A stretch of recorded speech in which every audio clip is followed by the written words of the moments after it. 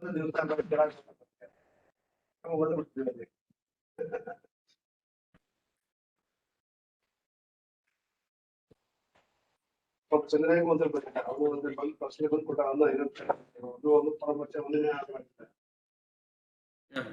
Vivek, sir, good morning.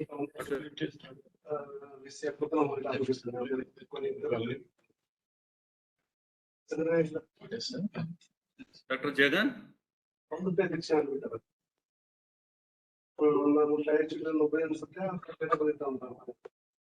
Jagan, na voice vastunda? Ready, sir? Sir, Vasan, sir. Dr. Vivek, sir, good morning, sir. Yeah. Good morning. Ready, sir? Am I audible to you, sir? Audible. Yeah, am I audible? Dr. Jagan? Sir. Nibartan, sir. Sir, good morning. Director, sir, the voice was there. Sir, Arvind Prasad, sir, good morning. Sir, good morning. Good morning. Am I audible, sir? Clear ga unda? Yeah, clear undi. Sir, Vivek, sir. Sir, very good morning, sir. Good morning, sir. How are you? Director Extension, madam. Madam, good morning, madam. Good morning. Good morning to all the participants who are attending, officers, as well as the today's speaker, Dr. Vivek ji. Good morning and namaste, and welcome to PJTSAU and EI. Very nice to have you here today. Namaste, sir. Thank you, ma'am. Namaste. Thank you very much. Sir. Sir. Namaste, madam. Namaste, Andy. Namaste. Good morning, Director EI. Good morning, madam. Kalekar sir, join ayyara. So I think he has not joined. Good morning, Prasad Garu. Sir, namaste, sir. Namaste. Welcome, Chandrasekhar from Kerala. Yeah. అదే నేను అంటున్నా, నేను voice రాకుండా ఇంతకుముందు. అదే మీరు కేరళ నుంచి login అయినట్టున్నారు. Sir. Yeah, he is conducting one off-campus training program for the veterinary officers there itself. Yeah, Dairy Development Department. అదే. You could have connected them to this webinar, all those officers also, Chandrasekhar. Because one lecture is going on, madam. But they deputed some other officers for this program.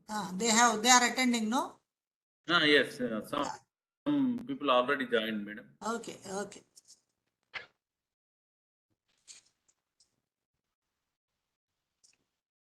Video says.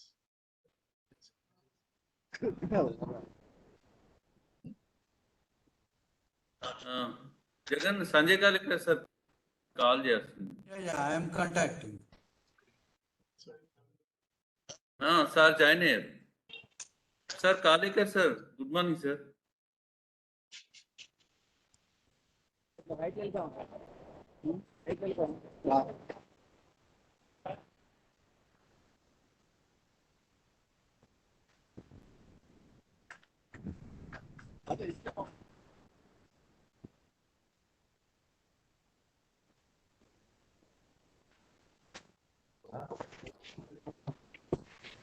Jagan, Sanjay Kalekar sir ఇప్పుడు join అయ్యారు.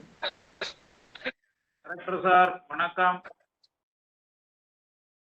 Madam, vanakkam. Yeah, vanakkam sir, Devinder. Tamil Nadu. Yeah. He has not joined.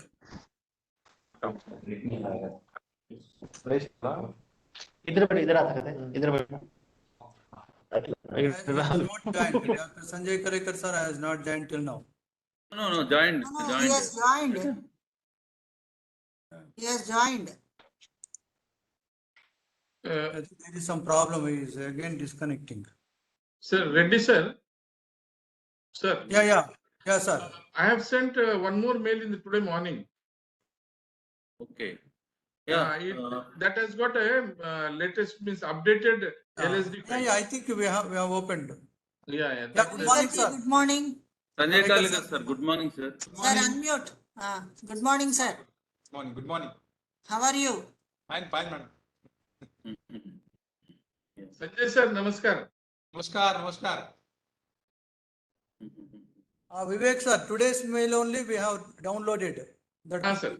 So the same file we have to, you will be operating from your end, sir. Good morning, sir. Sanjay Karaikar, sir. Sir, good morning, good morning. Being the veterinarian, I think your contribution, your inputs are highly relished. I think we have got around more than 70 participants were already joined. Chandrasekhar, we'll start. Okay. Yeah. Good morning, all the officers. Those are joined in this webinar. Because of the seriousness of the lumpy skin disease. So Extension Education Institute, Hyderabad, plan to organize one webinar exclusively on the prevention and control of the lumpy skin disease. So there is a overwhelming response from the all the southern state people. People are from Telangana State Animal Husbandry Department.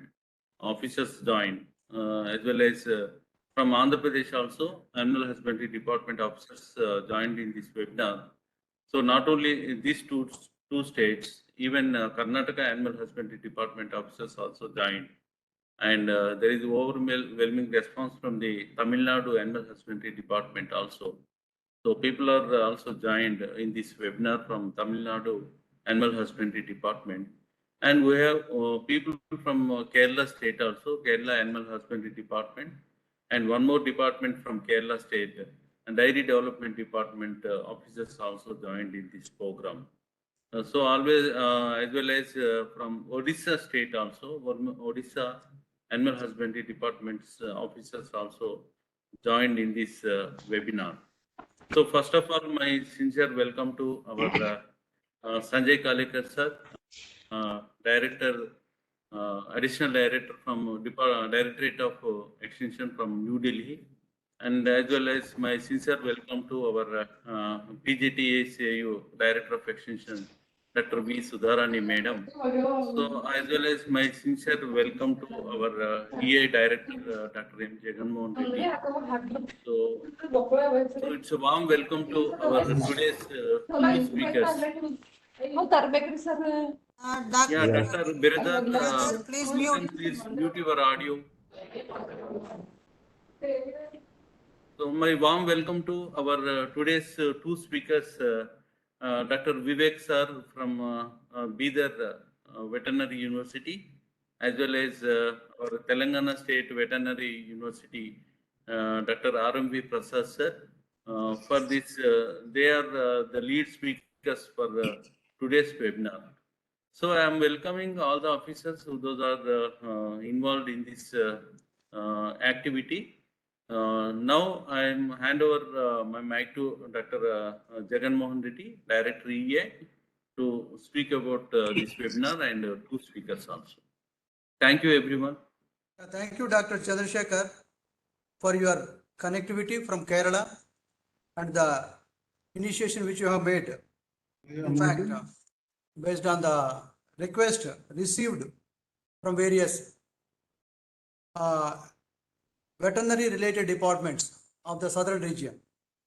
Again, I welcome all the dignitaries, including Dr. Sudharani ma'am and Sanjay Kalekar ji, as well as Prasad ji, as well as Vivek Kasaralikar, and our team, Chandrasekhar, Preeti, faculty, most importantly, all the nominated officials, those who are attending, we even registered, non-registered, and there is it's very, with a short notice, there is an overwhelming response that indicates the rampant with which it is the disease is spreading across the southern region. To our knowledge, of course, throughout the country, the lumpy skin disease, which is very, very infectious, as well as not easily, cannot be controlled so easily. And for the benefit of the participants, now I will read out the brief biodata of two speakers. First, RMB Prasad, who is a well-known personality in the domain of veterinary and worked over 3 decades in various capacities, in various departments. Of course, he started his career in Alkabir Slaughterhouse in 93-94, followed by in the Department of Animal Husbandry as a Mandala Animal Husbandry Officer 94 to 97, and till 97 he is working in the university, and he has contributed in various ways to uplift the scientific temperament in the university as well as guiding the students by contributing, writing 60 scientific articles in high-nose rated journals, 40 articles in vernacular languages, authored 2 books, and delivered many TV live shows, radio talks.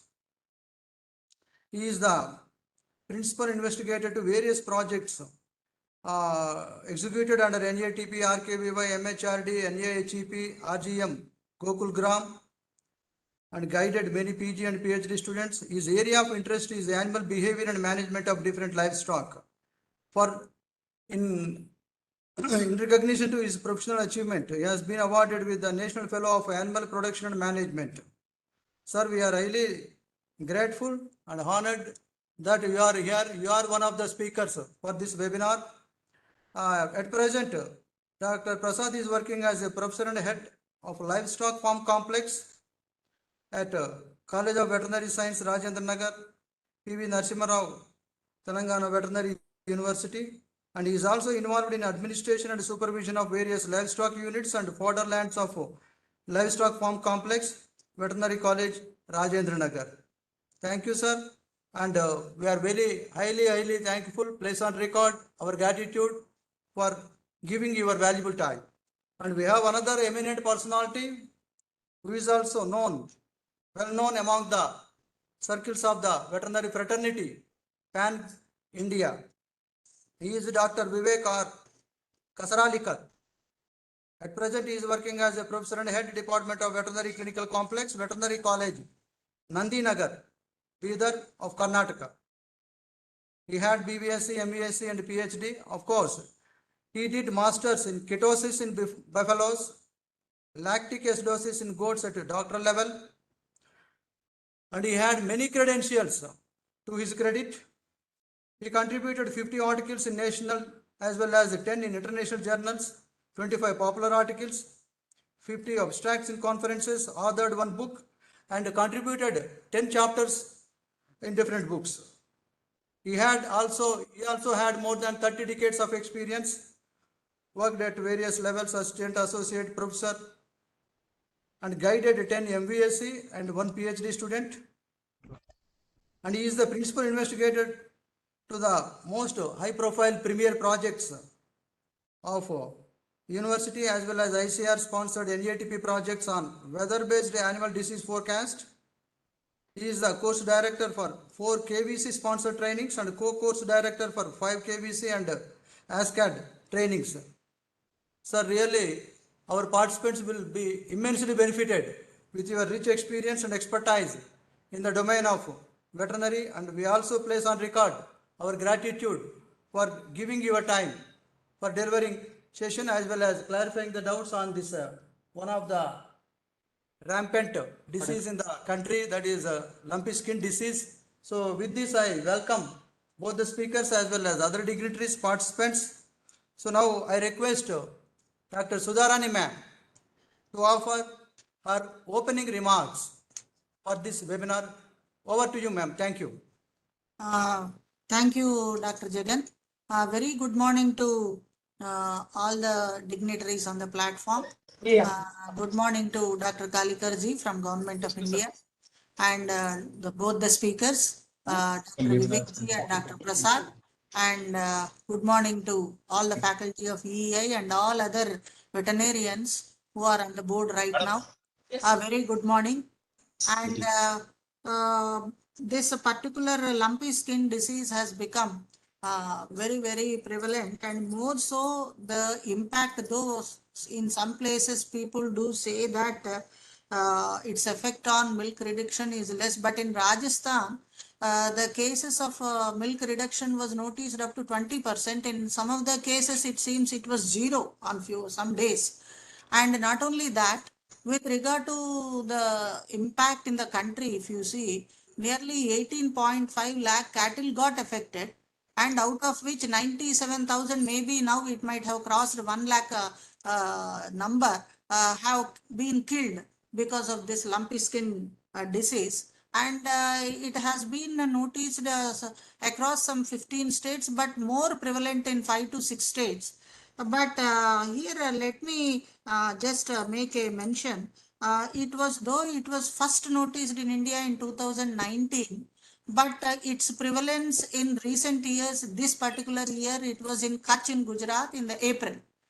But what happened to the what you call previous 2 or 3 years in between 2019 to 2021? Maybe because of COVID, there was less movement and less what you call mobility or transport, and all these things might have prevented to certain extent the spread of this. But when we started moving taking up all activities in physical and then all activities in a routine way from 22 and 21 ending onwards, that might have led to the immediate what you call spread of this virus. And literally here, what I would request both the speakers is focus both, as rightly told by Director EI, both on preventive as well as the curative measures for this lumpy skin disease. Why? Because I'm very happy seeing the participation from all the states, though still it is not on a prevalent note in few states, but in Andhra Pradesh already we have, and as well as in Maharashtra. So within no time it can get spread across other southern states also.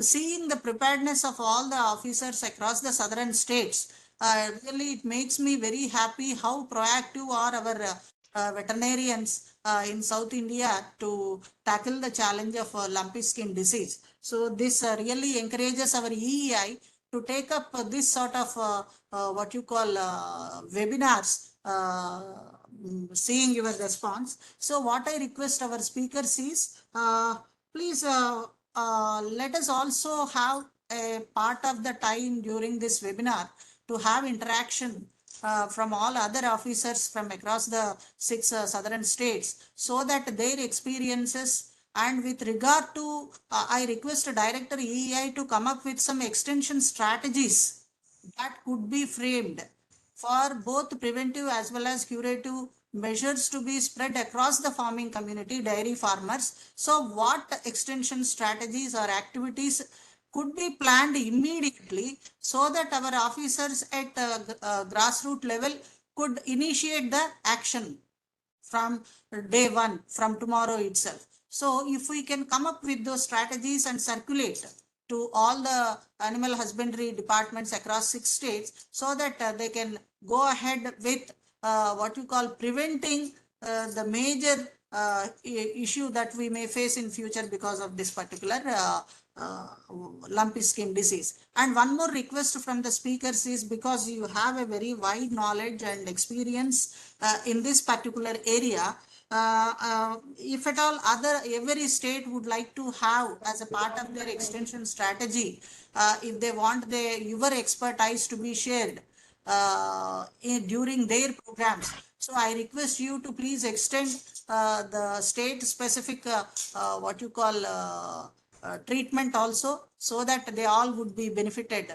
in future. So with this a few remarks, I don't want to be in between the speakers and as well as the participants who are eagerly waiting. So I congratulate and give my what you call best wishes to all the veterinarians who are on the board, and let us all join our hands in tackling this issue of lumpy skin disease in cattle. Thank you, Jagan Mohan Reddy. Thank you, ma'am, for your valid, relevant advice which you have given to us to prepare a roadmap, a way forward to tackle this a dreaded disease. Thank you very much. Now I request Dr. Sanjay Kalikarji, the Joint Director of Ministry of Agriculture, Farmers Welfare, Government of India, to offer his opening remarks. Over to you, sir. Good morning. Good morning to all. Am I audible? Yes, sir. You are very clear. Good morning to all.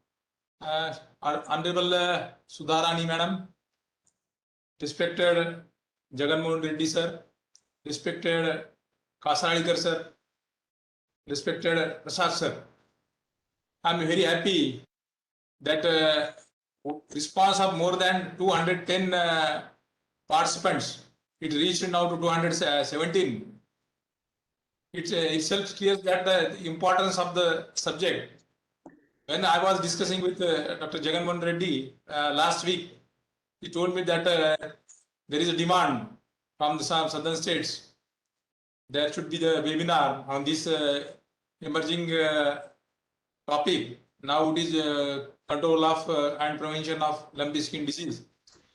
As Dr. Sudharani Madam said, the importance of this webinar, I know specifically in the states like Telangana, Andhra Pradesh, Gujarat and Rajasthan, Karnataka, so many cases of that lumpy skin diseases, and it has more fatality and economic loss of the farmer.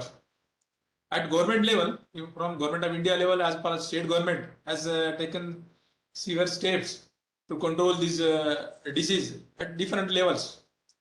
But for the extension worker, there should be strong guidelines for some extension strategy to address this disease. So Jaganmohan Reddy sir planned this activity. I am very happy and I congratulate EI Hyderabad, Dr. Sudharani and their team that they have conducted this webinar, organized this webinar, and with overwhelming response.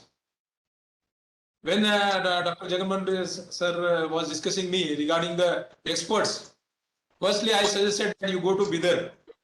Bidar is the nearest place for you, I know, and even at Hyderabad, your veterinary university is there. As per their availability, they will definitely address this webinar. And accordingly, Dr. Vivek sir, Asadikar sir and Prasad sir accepted our invitation and they joined for this webinar for addressing the persons from the different states. I am definitely happy and I will assure that the two guest lectures, they will discuss detail in preventive and control measures for this disease and get solution. The extension worker will get the solution from the Ministry of Agriculture. I again congratulate to the EI and the participants for their overwhelming response for this emerging important topic in particularly Southern and some of the parts of the India. Thank you. Thank you very much, sir, Kalekarji, for your relentless support to our EI to go ahead with this kind of training programs, of course, webinars, new initiatives, and you are the one of the architect, guiding force for us, as well as Sudharani ma'am, to steer the advisory mechanism in our southern region. We always will drive the inspiration from both of you, and we go ahead for conducting this kind of programs, innovative programs in future. And you are the man behind it to select the speakers also. I thank you for this. Now the participants number has crossed 240. It's very nice. I think it may touch 300 also. Thank you. Now I request Dr. R.M.V. Prasad Garu to take up the presentation for a period of half an hour on an overview and management of lumpy skin disease. Followed by we can have a discussion. Please continue, sir. Okay. Good morning to all the participants, especially to the Director of Extension of PJTSAU and the Joint Director, Dr. Sanjay sir, Dr. Jaganmohan Reddy sir, Dr. Chandrasekhar sir, and my senior colleague, Dr. Vivek sir. To everybody, a warm good morning. Really a great topic. Dr. Jaganmohan Reddy sir has asked me, sir, can you deliver a lecture because you have you are experienced in this activity. As true, that is true. Why I am telling that I am experienced in this sense? I have a livestock farm complex having about 400 cattle and buffalo. Recently, we have been witnessing the lumpy skin disease, though not on a larger scale, but we are witnessing. But the thing is, as we all are very much aware that lumpy skin disease, the morbidity is very high, but the mortality is low. Then why should we have a concern about this? This is what we need to discuss now in this. I'm going to deliver a brief, crisp lecture for your purpose so that later we can have a discussion about this thing. First of all, I would like to share my PowerPoint so that, sir, is it visible? Oh, no, sir. No? No. One second. Please select the entire screen. Whenever you are sharing, before that, please select the entire screen. काय आहे बिंदू काय आहे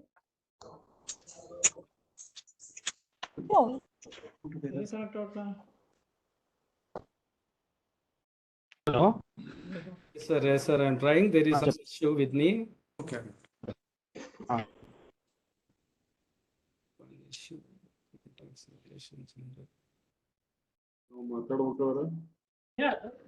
Yes, you are visible, Prasad. No, no, I sir. am visible. Only the thing is, there is some issue with regard to the PowerPoint sharing with me. PowerPoint नहीं आ रहा ना? You send to us. I will send it to you, sir, now itself. Yeah. In the meantime, Our technical team, Sir. please, please I am sending download to you. that PPT which sir is sending now and share the screen. Okay, sir. Okay, sir. Yeah. Sir, I have sent now. Yeah, I think our team will Okay. share the screen, sir. Sir, in the meantime, let me go on because I cannot. We cannot waste time. Okay. Sir, this lumpy skin disease, once it is very much restricted to sub-Saharan Africa. Once it is very much restricted to the sub-Saharan Africa. Just you see, it used to be an epizootic disease. Epizootic in the sense it is prevalent in that particular disease and almost analogous to epidemic in the case of humans. But you see, it has crossed all the boundaries. In 1929, first the disease was identified and first recognized the symptoms and other things. Later, you see in 2019, as Madam has told, in 2019, it has entered into the Southeast Asia and Asian countries. And the first case in India, we have come across at Odisha. We have come across at Odisha. This is a devastating viral infection and highly contagious disease. It is a devastating viral disease, highly contagious, and it is a vector-borne infectious disease. It is a vector-borne infectious disease. Once it used to be restricted to a particular place, but later you see it got, almost it crossed all the boundaries, entered into the Europe, entered into Asia, and now in our country. The biggest concern, though I have marked in the initial. Is it okay, sir? I have marked in the initial stages.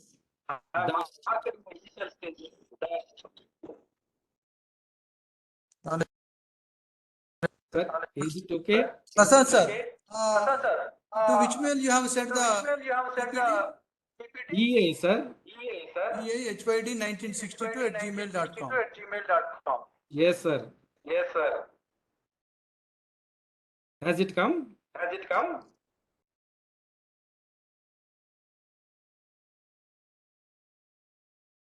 Sir, EA Hyderabad ABCDEFGH. Mail ID is not that, sir. Mail ID EAHYD. One second, sir. Jaganmohan Reddy గారు మీ దగ్గర 2 speakers on అయినట్టున్నాయి, double voice వస్తాం. కొంచెం ఒకసారి check it with Srinivas.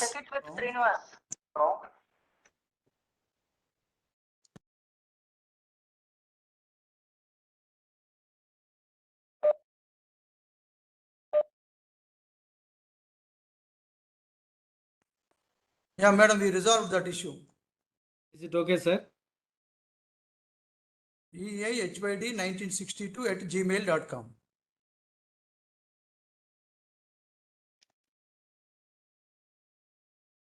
Now again I'll send, sir. Yes, sir, we have received. You have received? Yeah. Right, sir, please. Thank you, sir. You go ahead. Okay. So I have already told you, this is a devastating disease. Why? What is the concern for our country? Though I have told in the initial remarks that the mortality is very less, but the morbidity is high. When the morbidity is high, but mortality is very less, but the concern to our country is we have the largest livestock wealth. Even just mere morbidity, that means the number of animals affected will show a manifold increase. That means the number of animals that are affected in our country because of highest number of livestock, especially the cattle and buffalo, which are very prominently affected by this disease. By this disease, this is, sir, is it, now can I operate this? Yeah. No, sir, our people will operate. Okay. Sir, go to the second slide.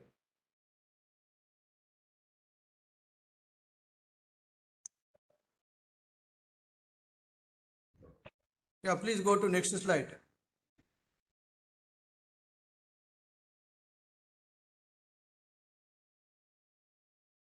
Right. As I've already told you, the first observation occurred in Africa in 1929 in the country of Zambia. Then there was a transboundary spread. In July 2019, the first known entry of LSD into South Asia. And during that period only, the Odisha people have confirmed that LSD has entered their state also. Especially this disease affects the Bas taurus cattle mainly. Our Bas indicus cattle, though they are a bit resistant, but they are not fully resistant. They are not fully resistant. Our concern is we have the highest number of livestock population in the world. And the cattle and buffalo numbers are very high, and they are kept near to each other. There are no restricted zones in the country. There are no restricted zones in our country. Next, sir. Unfortunately, our diagnostic backup is not very So strong. here, sir, the lumpy skin disease, it has crossed the geographical areas. It has crossed the geographical areas. The transboundary spread is observed. For the first time, the LSD outbreaks were reported from India, China, and Bangladesh. That means I've already told you the Asian countries. In Odisha, in 2019, we have observed the basic issue. The basic problem with this is it is a vector-borne disease. It is a sir, I need to change it myself, sir. Can I? Please, Suresh, make Sir as a co-host. Let me.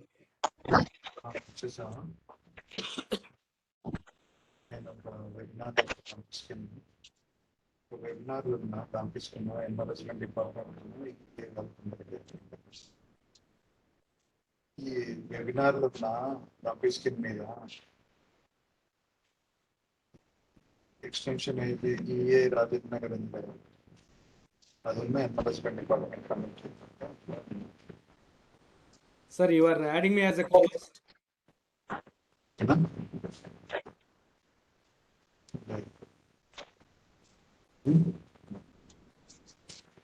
Or else I'll go ahead, sir.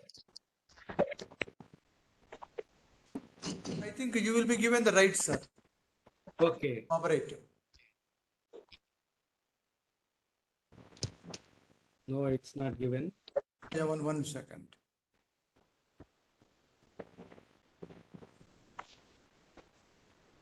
Sorry for the inconvenience to all the participants, sir. This is my. There is some issue with me. I am very sorry for the inconvenience. No problem, sir.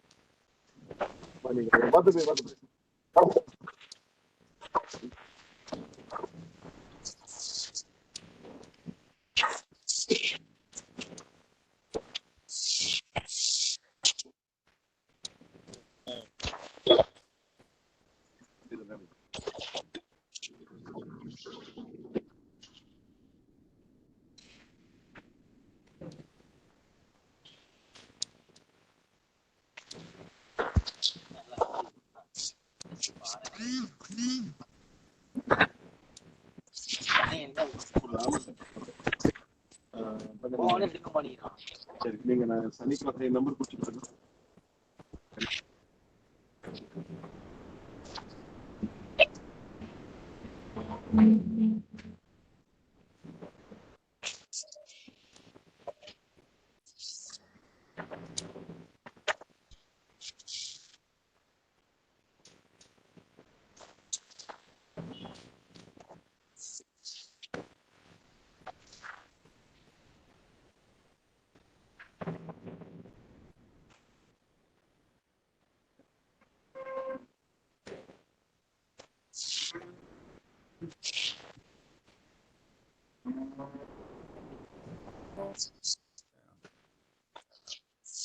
Hello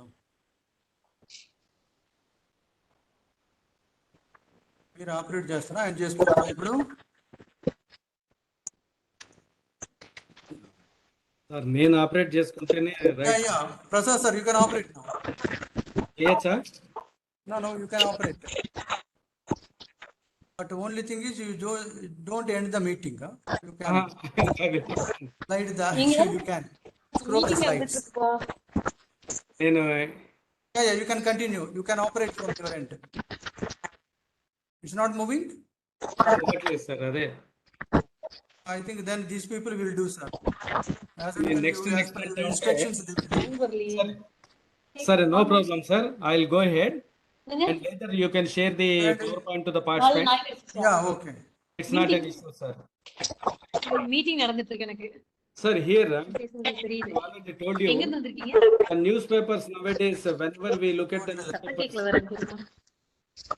ఉండమ్మా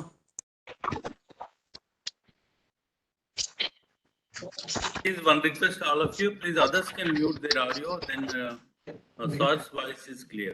Then a lot of disturbance will be there. Please try to mute your audio. Slides మోడ్లో పెట్టండి.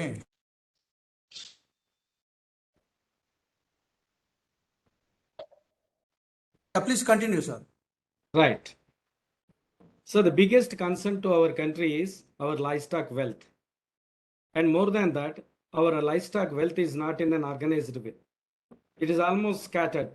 That means the small and marginal farmers will be having the mainstay in the livestock sector.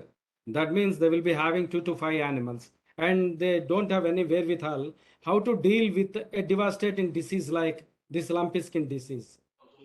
They do need to have some sort of knowledge, and through this seminar, all the animal husbandry professionals or other people, they can take this. They can take this issue to the people, commonly the small and marginal farmers.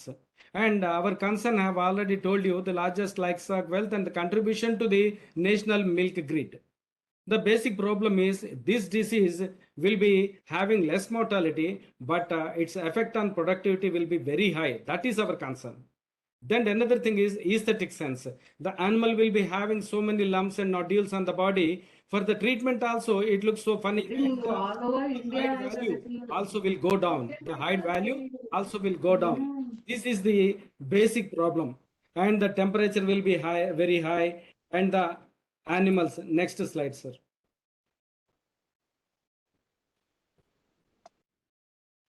Okay, I've already told. Next, sir. Next. Right. The fastest spread in, we can see, sir, here in the right side map, 15 states. Almost Lsd has crossed almost all the states of our country now.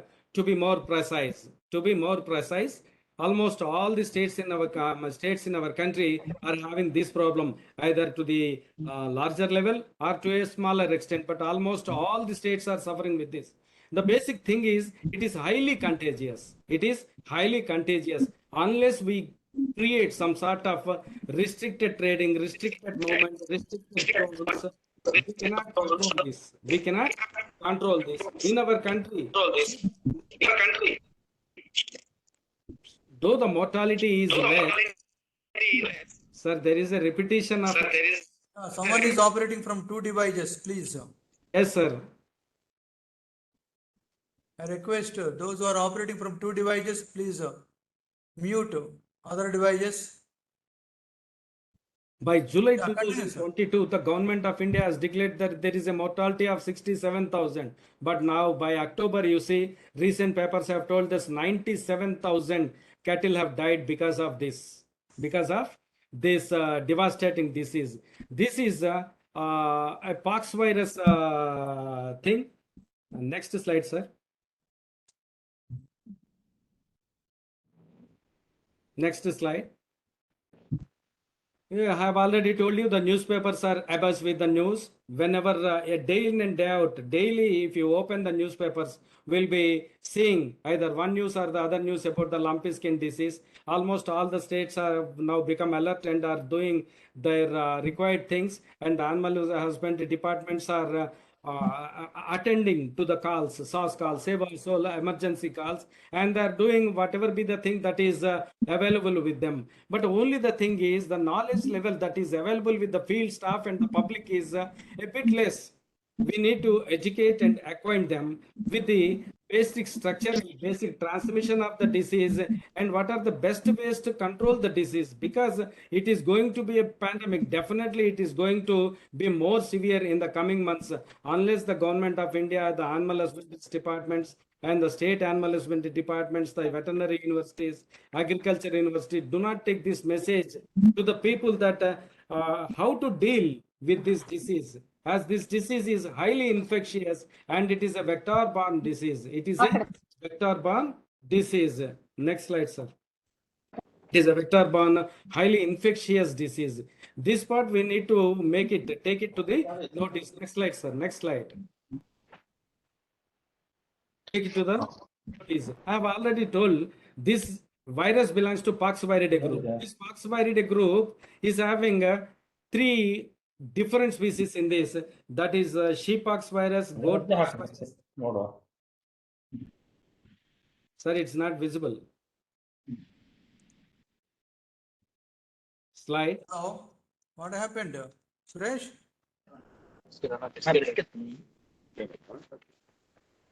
Hello, sir.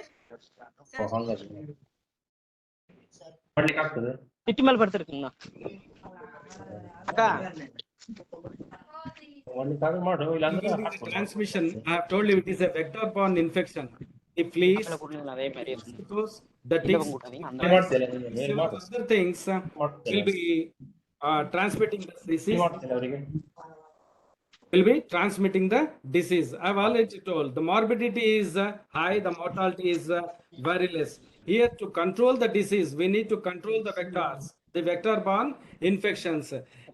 Disease, the Lsd disease. Sir, next slide. Slide, please. But it is causing some. No. Is it okay, sir? Next slide. Lsd, okay. Sir will cover it. Basic issue I have told you, the vector-borne disease presence, the spread of disease is very easy here. The spread of disease is very easy here. The healthy cattle. Here we have put it as with the calf is healthy cattle and infected cattle in the middle. The healthy cattle, if they are bitten by the flies or ticks or the mosquitoes, what will happen is they will be transmitting the virus to the healthy animals. From the healthy animals, they will be entering into other healthy animals also. So there is a horizontal transmission is there. There is a horizontal transmission. And another thing is that this horizontal transmission will lead to short distance spread. When we transport this ill animal, that means affected animal, what is happening is when we are transporting, when we don't take proper precautionary measures while transporting the animals, the vehicles have to be thoroughly disinfected and the animals needs to be identified whether they are sick or not. If the sick animals are transmitted and the flies and vectors, they move along with the vehicles, what will happen is from one area to other area, the transmission is very quick. The transmission will be very quick. The fever will, the onset of fever will be there within 1 week of the onset of infection. Within 1 week. That means if you see the fever in the flock, if you see the fever in the head, we have to understand that the head is already infected. The head is already infected. The basic thing is we have to break the transmission chain. We have to break the transmission chain. Otherwise, what will happen is it will spread throughout the country and it will have still more devastating effect on the animal health and animal productivity. That is going to affect the milk production potential and meat production potential and other things. Here you see, sir, the cattle and buffalo are the main susceptible animals. Cattle and buffalo are the main susceptible animals. The poxviridae group of animals, especially the Lsd virus, the knee-killing virus.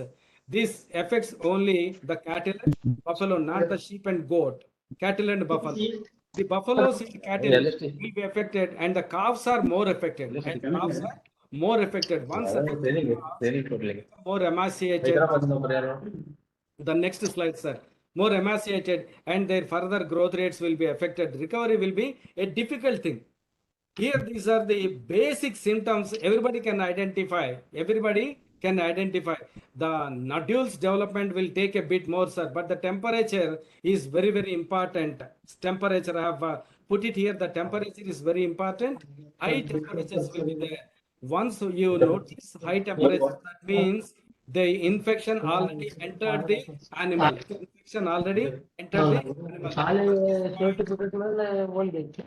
Sir, people who are speaking, please, may I ask you to mute the speakers? Dr. Gajanan, you are requested to mute from your side. Please, sir. Continuously, there is a disturbance from your side, Dr. Gajanan. Okay, these are the basic symptoms, sir. These symptoms, any veterinarian or any farmer can tell, sir. There is a sharp drop in milk yield. This farmer will immediately notice. The farmer will immediately notice this sharp drop in milk yield, and the lacrimation part also he will identify, and skin nodules also identify. What we have to see is there will be enlarged subscapular and prefemoral lymph glands. In the photograph and the sketch which I have given, you can see here, sir. This is the prescapular or subscapular lymph gland, you can see, and it is the femoral lymph gland. One can easily feel these two things. One can feel very easily from outside. Just by mere palpation, we can understand whether they are increased in the size or not. Then oral and nasal mucous membranes, if you open them, plaques will be there. And the reduced fertility, presently, we cannot identify. In the long standing, we can identify this disease. The basic is a sharp drop in milk yield, high fever, then later nodules. These are the very important. The basic issue, I have already told you, the biggest concern is sharp drop in milk yield and long recovery period. This is very important. And here you see, sir, they may not regain the same level of production as before infection. the effect on milk yield will be very high, and gaining back the potential will be a big problem to the farmer. I have already told you the small and marginal farmers having 2 to 5 animals, a small drop cannot be, they cannot bear that drop. It will be very difficult for them. It will be very difficult for them to bear the loss because of that. And these points we have to understand, and we have to take it to the notice of the farmer that if you take this palliative, the effect will be less. If you take like this, the contagious disease transmission can be reduced. Like this extension activity is very important in the case of lumpy skin disease, because the viral diseases, the treatment aspect will not be of much use. Only the preventive vaccination and the palliative treatment, symptomatic treatment, these two things will affect. Next slide, sir.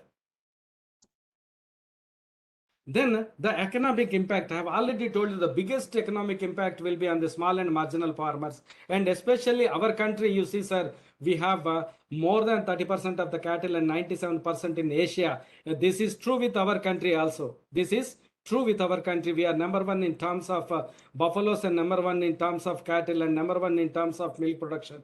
These things will definitely get affected if the disease is let loose, and if the pandemic spreads throughout the country. The socio-economic conditions of the farmers will be very much affected, as the animals, they act as moving assets. They are cushion and the financial cushions to the farmer.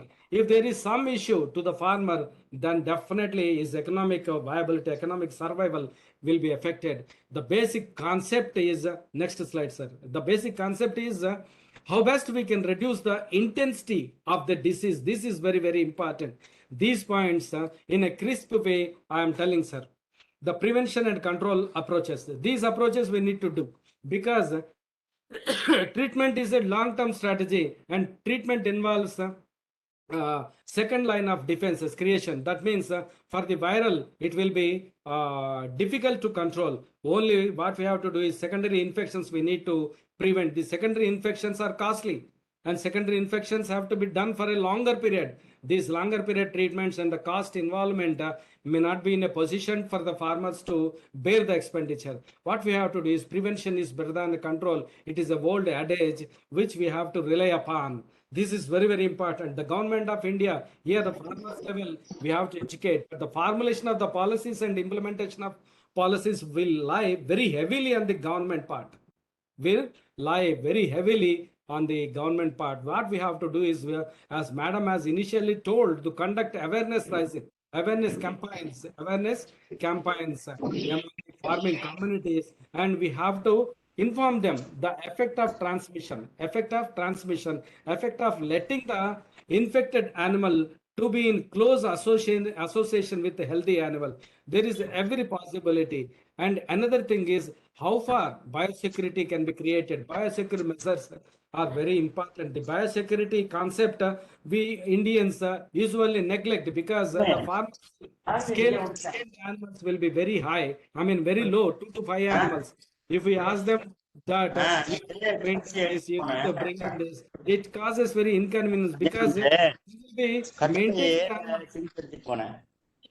Sir, please. Dr. Shaktivelan, please. Dr. Shaktivelan. So next thing is, I have told you about the biosecurity measures to be taken at the farm, and preemptive vaccination.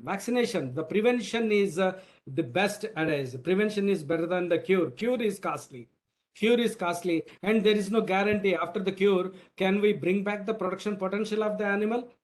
Then for the thing which is not assured, spending more amount will be very difficult.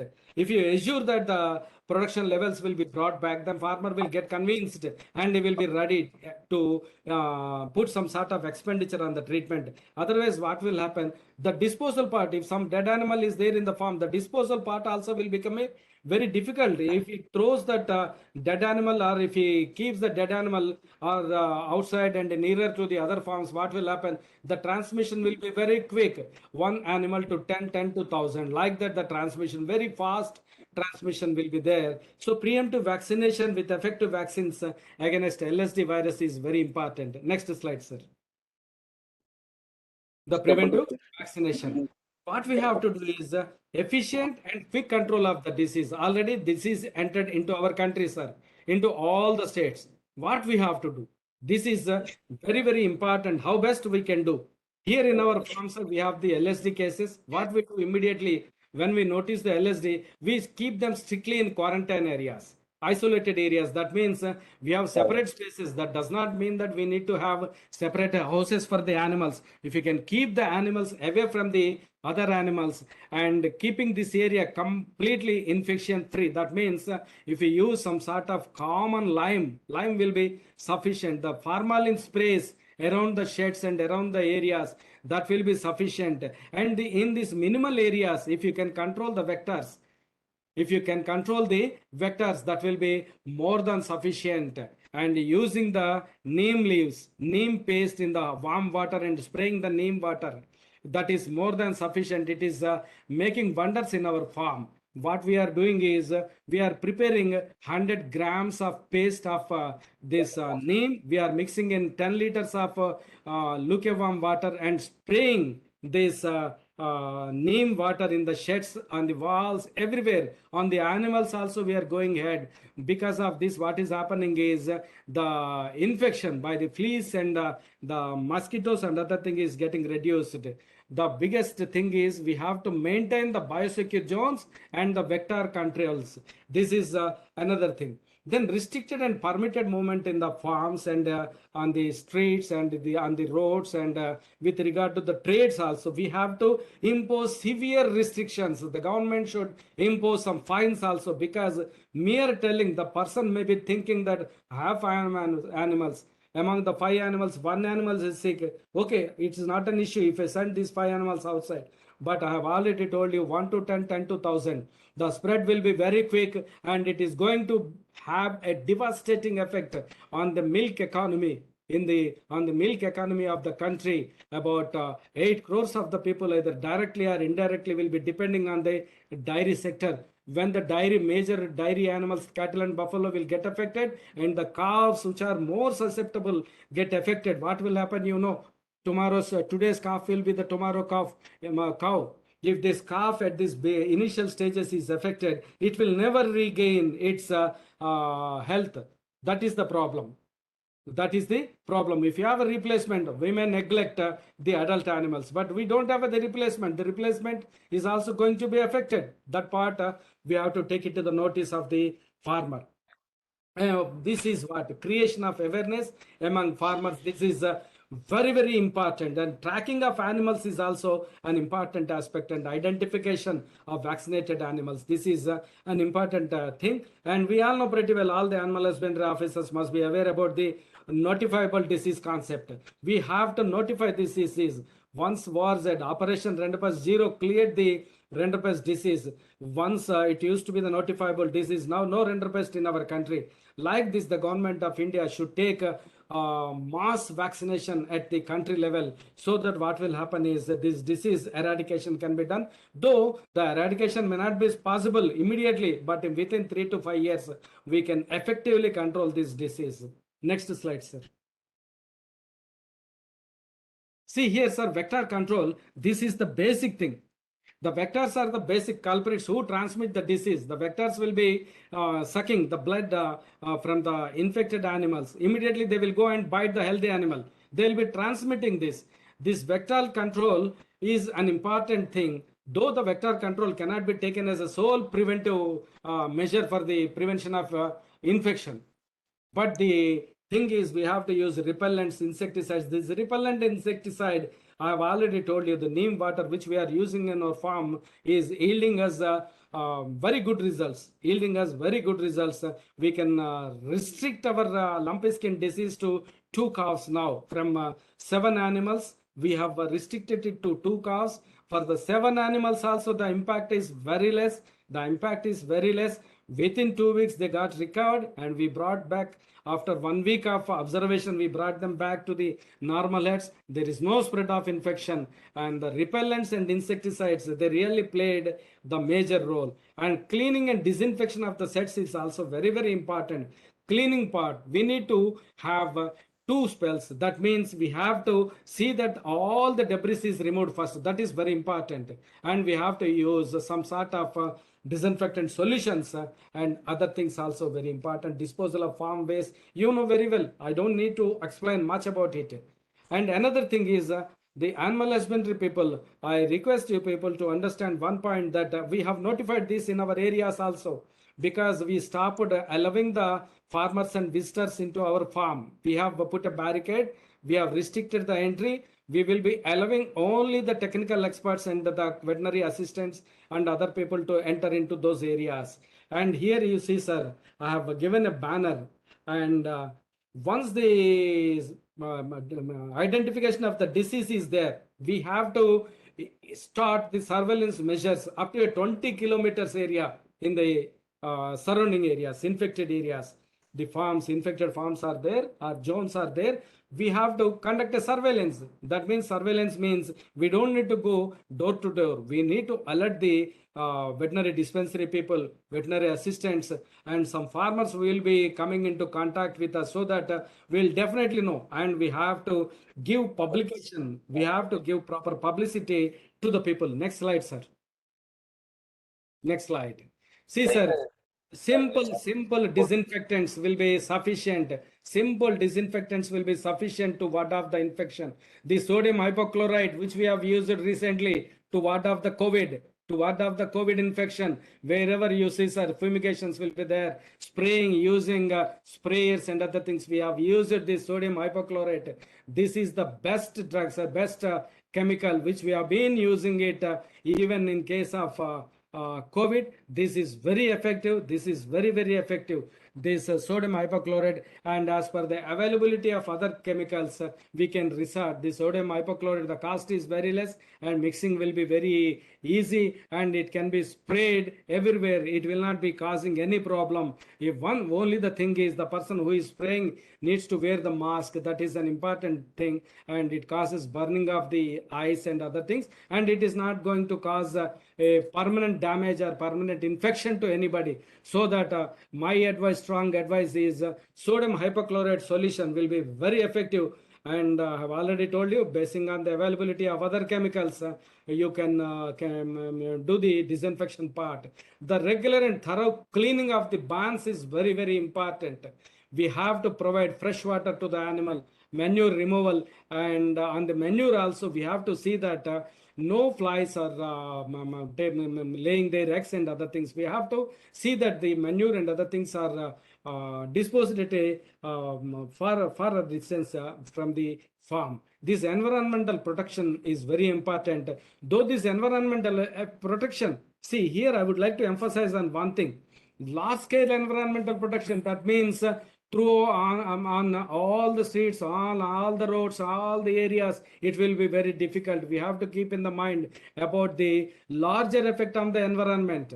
We are thinking about the protection of the environment in and around the surrounding areas of the farms, but if we go for a larger level of using disinfectants, it will definitely have bigger environmental effects. So we need to keep in the mind about the level of disinfection process, a level of the things of supply of disinfectants and use of disinfectants. We need to keep a bar on that, and we need to educate the farmers. This is very important because these disinfectants do definitely have effect on the health of the humans also. We have to keep these points in the mind.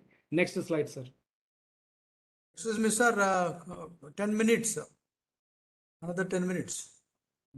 Sure. The same thing. Yes, exactly, sir. I understand.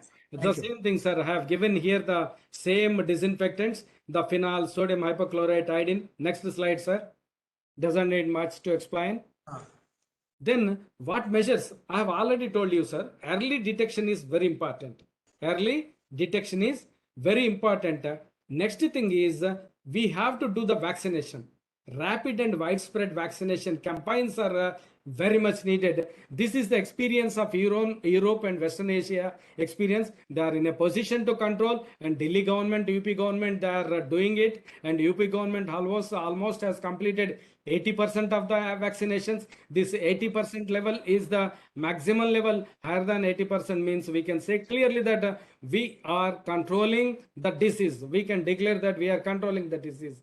This is very, very important. And some people, World Organization on Animal Health and other people are telling total killing. It is not possible in our country. I have already told you the farmers' economic potential will be very less. 2 to 5 animals they will be maintaining. So total stamping out of animals is very, very difficult. Only the thing is vaccination is the prevention. Next, sir. So here a few points, sir. Some people will be coming to me and asking, sir, it is recovered. The animal is recovered. I have already told you.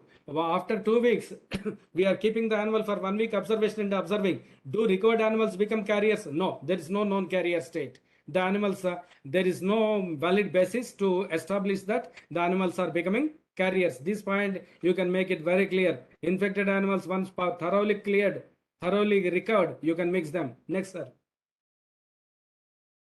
Then infected areas. See, here the red banner I have given, sir. All the participants can go through that World Organization on Animal Health, Terrestrial Animal Health Code. There is a very clear description or very clear measures that are spelled out, and Government of India also has given very clear description about the measures to be taken. These things are very important. Next slide, sir. Next.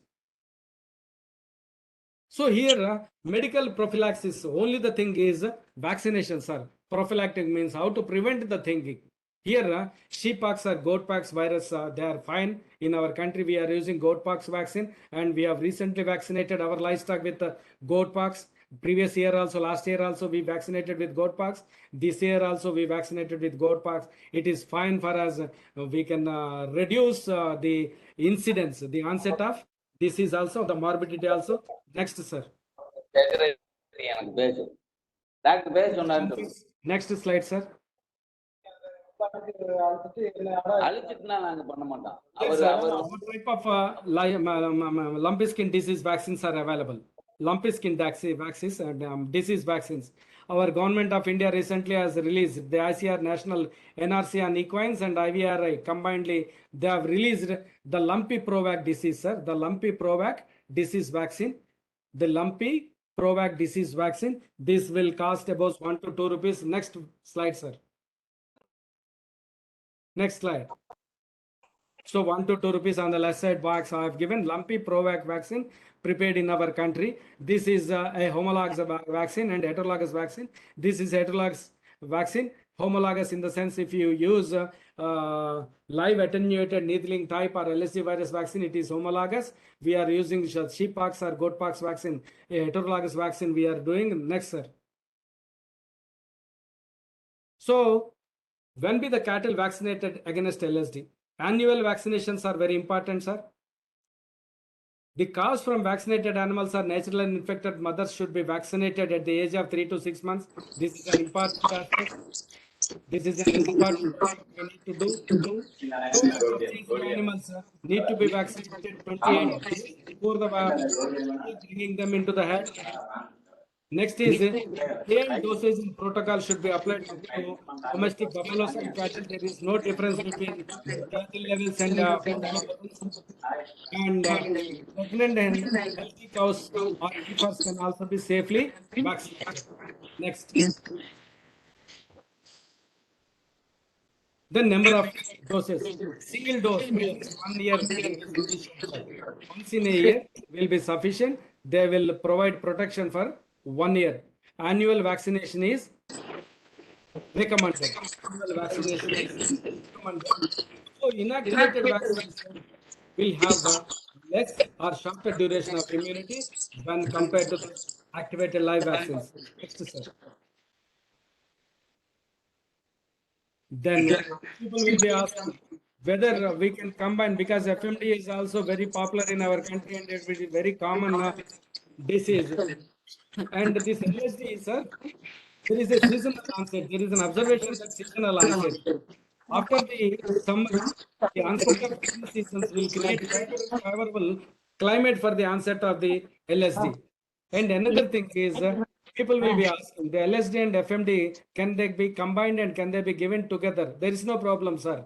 Both can be given together. Only the thing is, we cannot give those two vaccines with a single syringe, and we have to maintain two syringes. Mixing of vaccines should be avoided. And World Organization on Animal Health also telling that no vaccination failure was reported with the linked vaccination. So LSD and FMD, both the vaccines also can be given together. Next, sir. Next slide. Then FEO observation, sir. I have already been telling you, prevention is better than cure. Only the thing is, we have to be very alert about the disease, and we have to break the trading of the animals. We have to break the movement of the animal. We have to create the zones of restriction. We have to impose severe restriction on the movement of animals unless they are authorized by the veterinarian certifying that these animals are free from disease. This is only the thing which can break the transmission, because the treatment is very costlier. Treatment is very costlier in the case of viral disease. Only the palliative issues we need to take. That means supportive treatments and palliative measures. Symptomatic treatment only can be done. And the FEO observation is not a single country has managed LSD without vaccination. So this very clearly shows that vaccination is very, very important. Next, sir. Next slide. This is what, sir. The affected animal, to make them healthy, we need to vaccinate, and we have to prevent the vectors. This is the basic thing which I want to convey to you is lumpy skin disease. It's not a great thing to control. It is not a great thing to control. Only the thing is we have to make the preventive measures. We have to make the standard protocol of farm management. The biosecurity protocols need to be maintained. These are the references, sir, for further guidance to the viewers. These are very clearly given, very emphatic and very clear, very specific about lumpy skin disease treatments and other things. With this, with the permission, I can conclude, sir. Sorry for taking more time because of initial problems. Thank you, sir. Thank you very much, sir. You are in time. Thank you. Thank you. You are concluded. You have given a bonus time for us. In fact, 5 minutes early only you have concluded. Sir, there is a question. Yeah. We will have another session, another topic. sir. We will continue the discussion. Coupled with the other topic also. Can the cows be vaccinated at any time? At any time, sir. Cows can be vaccinated. Yes. There's no issue. Our technical team, please share the PPT of others speaker. Other speaker. Even 1-month-old cows can also be vaccinated? Please, sir, pardon me. Please. 1-month-old cows can be vaccinated? Yes, sir, there is no problem. 3 to 6 months I have given you. 3 to 6 months I have given you. That is the established mandates or protocol. There is no literature with regard to 1 month old, but 3 to 6 months they have put it. This is one thing, sir. 3 to 6 months. Good afternoon, sir. Yeah, please.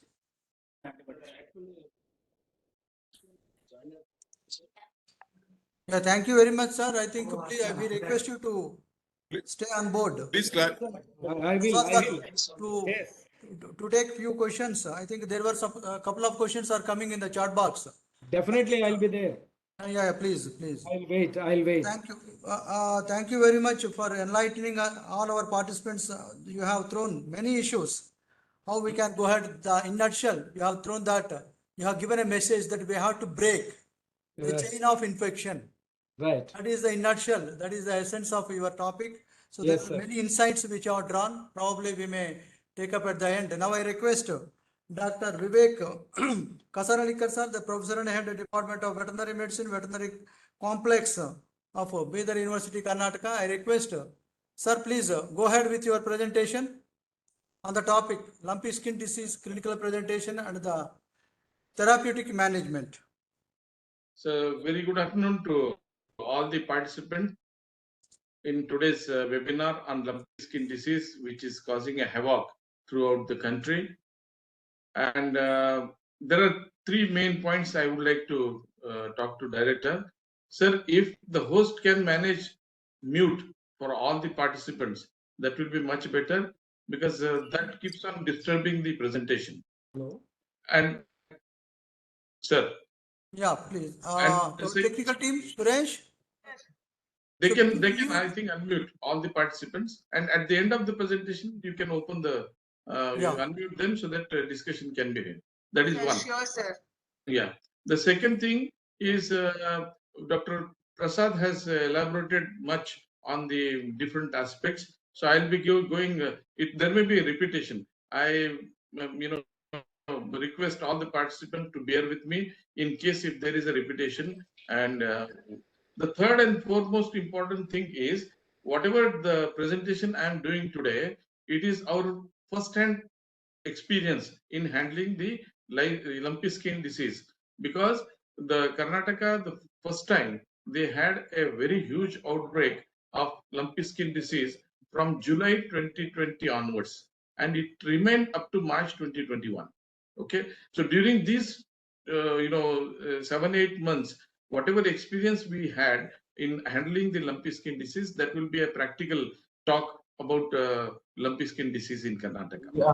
Okay, so some changes are taking over a period of time. That also we will have a discussion. Okay, so I request you let us go to the next slide, please. Yeah, this rapidly we will go through that. It belongs to a pox variety, and it has got a very antigenic similarity to Capripox virus. This is actually boon for us, because the same we are using for the preventive strategy, because the Lsd vaccine, it is in experimental stage. So goatpox vaccine, because it has got a very close identity, we are using it, and it is found to be very effective. Okay. Then all of Dr. Prasad also has emphasized that the disease has got a very high morbidity, a low mortality. That is the typical feature of lumpy skin disease. But the scenario is changing over a period of time. When we handle lumpy skin disease, the morbidity was very high, the mortality was less than 5%. But now we are seeing, as per the present day scenario, I think we must have crossed 1 lakh cattle which must have died because of Lsd as on date. So it is causing some other, the features are adding up into the Lsd. It is getting complicated, and other complications are killing the host affected with Lsd. Okay, and this we have to understand. The primary mode or principal mode of transmission is through the vector. And all of us, we know that the vector-borne diseases, they can be of two types: mechanical transmission and biological transmission.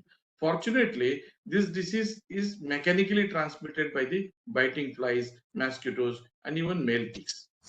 And there are reports that through artificial insemination, the transmission could be there, but it is not a right now the first foremost thing which has to be kept in mind. Next, please. Hello. Next slide, please. Yeah. So 1929, the first outbreak was reported in the African countries, and later it continued to spread throughout the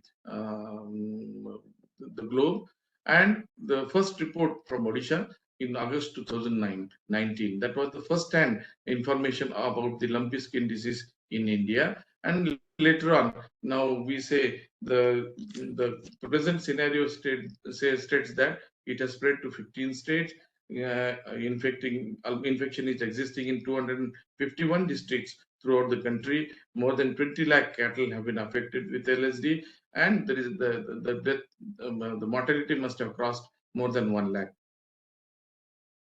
Then the most important thing which we have to share with the farmers, that it is not zoonotic.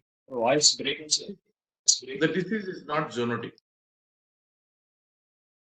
That is the foremost thing, because many people, they have got their own apprehensions in their mind. The milk of the infected animal, whether it transmits the virus. whether the human will get that. So right now, there are no reports which says that the disease is of zoonotic importance. Next. Next slide, please.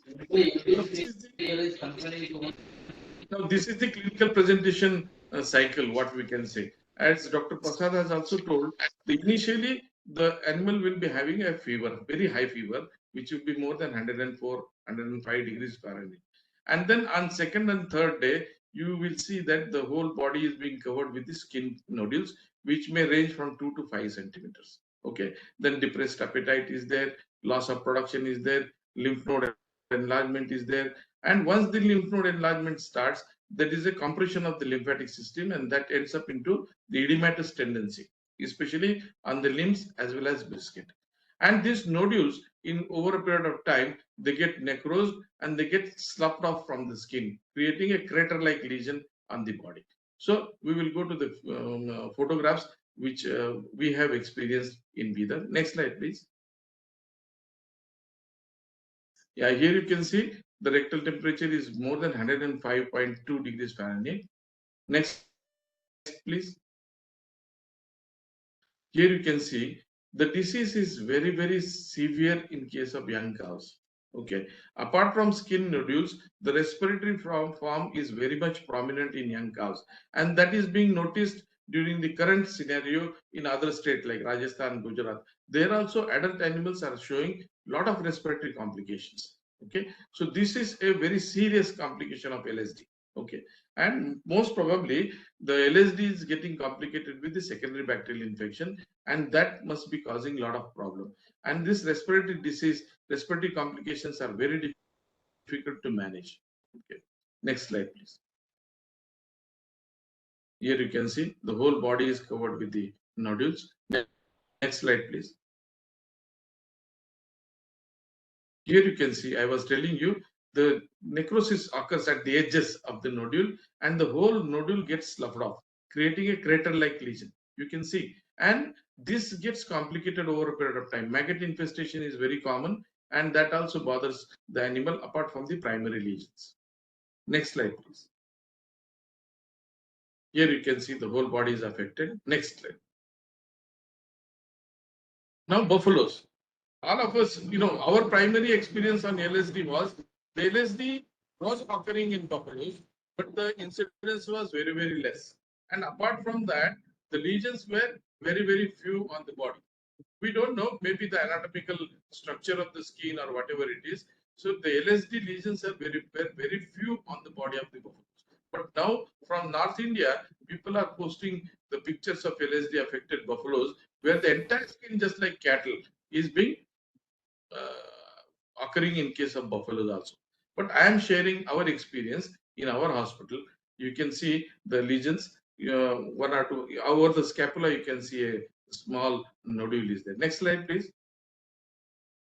Here you can see small nodules scattered over and here and there. You can see in case of buffaloes. So this was a mild form of LSD in case of buffaloes when we handled during COVID outbreak. The restrictions were there. Movement of animals was also restricted. The people were indoors. During that time, we have faced a very difficult situation, second wave of COVID. And we used to get at least 20 to 25 cases every day affected with severe LSD. Next slide, please. Now, this is another manifestation of LSD, that is edematous tendency. Here you can see one male cattle, bullock is being shown over here. Here you can see the facial edema. The facial edema is so severe, even that what we call it as the nose ring and other things, they are embedded in the skin. That is because of the puffy face. Okay, and then you can see here very clearly the brisket region. You can see the brisket edema, and that will extend to the lower parts of the limb. Next slide, please. Here you can see the entire limb is affected from scapula to the fetlock. And farmers, poor farmers, they don't understand what to do. They will apply one or the other thing to see that the swelling gets reduced. Okay, we will talk on that, how to manage this edematous tendency in case of LSD. Next slide, please. Now, this is very interesting. Okay, the brisket edema. Now, almost 240 participants are there who are participating in today's seminar. I will tell you, if you present such case to any veterinarian, 90% of them, they will suspect it for traumatic pericarditis, because it has got a very similar presentation. Brisket edema extending up to dewlap, then facial edema, all those things. They are all indication of cardiac involvement. So here also we try to explore the possibility. The document says that this edematous tendency is because of the blocking of the lymphatic vessels. Okay, the lymph node enlargement is there, blocking of the lymphatic vessels is there, the fluid oozes out and accumulates into the dependent part. So that's why edema is there. But we traced it out. Next slide, please. Here you can see in 2019, one author or a group of scientists, they have reported that there is a cardiac involvement. So here also, we were at least 3 students of our college, they have worked from the Department of Medicine on Lsd. So this Zafar Saab was recently has completed his MSc. He has recorded electrocardiographic changes in cattle affected with lumpy skin disease. And there are typical changes which are indicative that cardiac involvement is there in Lsd. Okay, myocarditis like thing is there. Because of that, the output is affected, and then most of the cases which we say they are dying, probably there could be a respiratory form as well as this cardiac involvement. So there is they have recorded abnormal P wave, decreased amplitude of P as well as T wave. So the P wave suggests the auricular contractions. T wave, the whole QRS complex, that also says something about the ventricles. Okay, repolarization of the ventricles, T wave. So there are electrocardiographic changes suggesting that there could be a cardiac involvement in the cases affected with lumpy skin disease. Next slide, please. Here you can see. So this photograph, purposefully I have kept it. You can see here, open mouth breathing, that much of respiratory distress is there. Okay, and such cases will take very long time to recover. Okay, so such cases we have treated this calf for about 20 days. Almost every alternate days we were doing nebulization so that the respiratory comfort can be provided to this animal, and we were able to save this calf. Okay, so you can see here open mouth breathing. So the same thing is now people are reporting from field that adults are also suffering with the respiratory form of Lsd. So usually it is a complication, secondary bacterial invasion or something else is playing the role there. Most probably the postural. Next slide, please. Here also you can see how much respiratory distress is there. Animal is making a lot of efforts to do the inspiration and expiration. Next slide, please. Now this is, they call it as ocular form. At corneoscleral junction, Dr. Reddy, is it visible? My cursor is visible? Cursor is visible? Indicator? Yeah, it's visible, sir, clear. Right. So here you can see on corneoscleral junction, you can see the Lsd nodule. Okay. So such type of cases also. You see here on the sclera, you can see a nodule over here. And this gets complicated, and then you can see even the corneal opacity also in few cases. Next slide, please. Here you can see the nodule at corneoscleral junction. Next slide, please. Here you can see whitening, total corneal opacity you can see. Okay, this is also being reported frequently by the veterinarians from the field.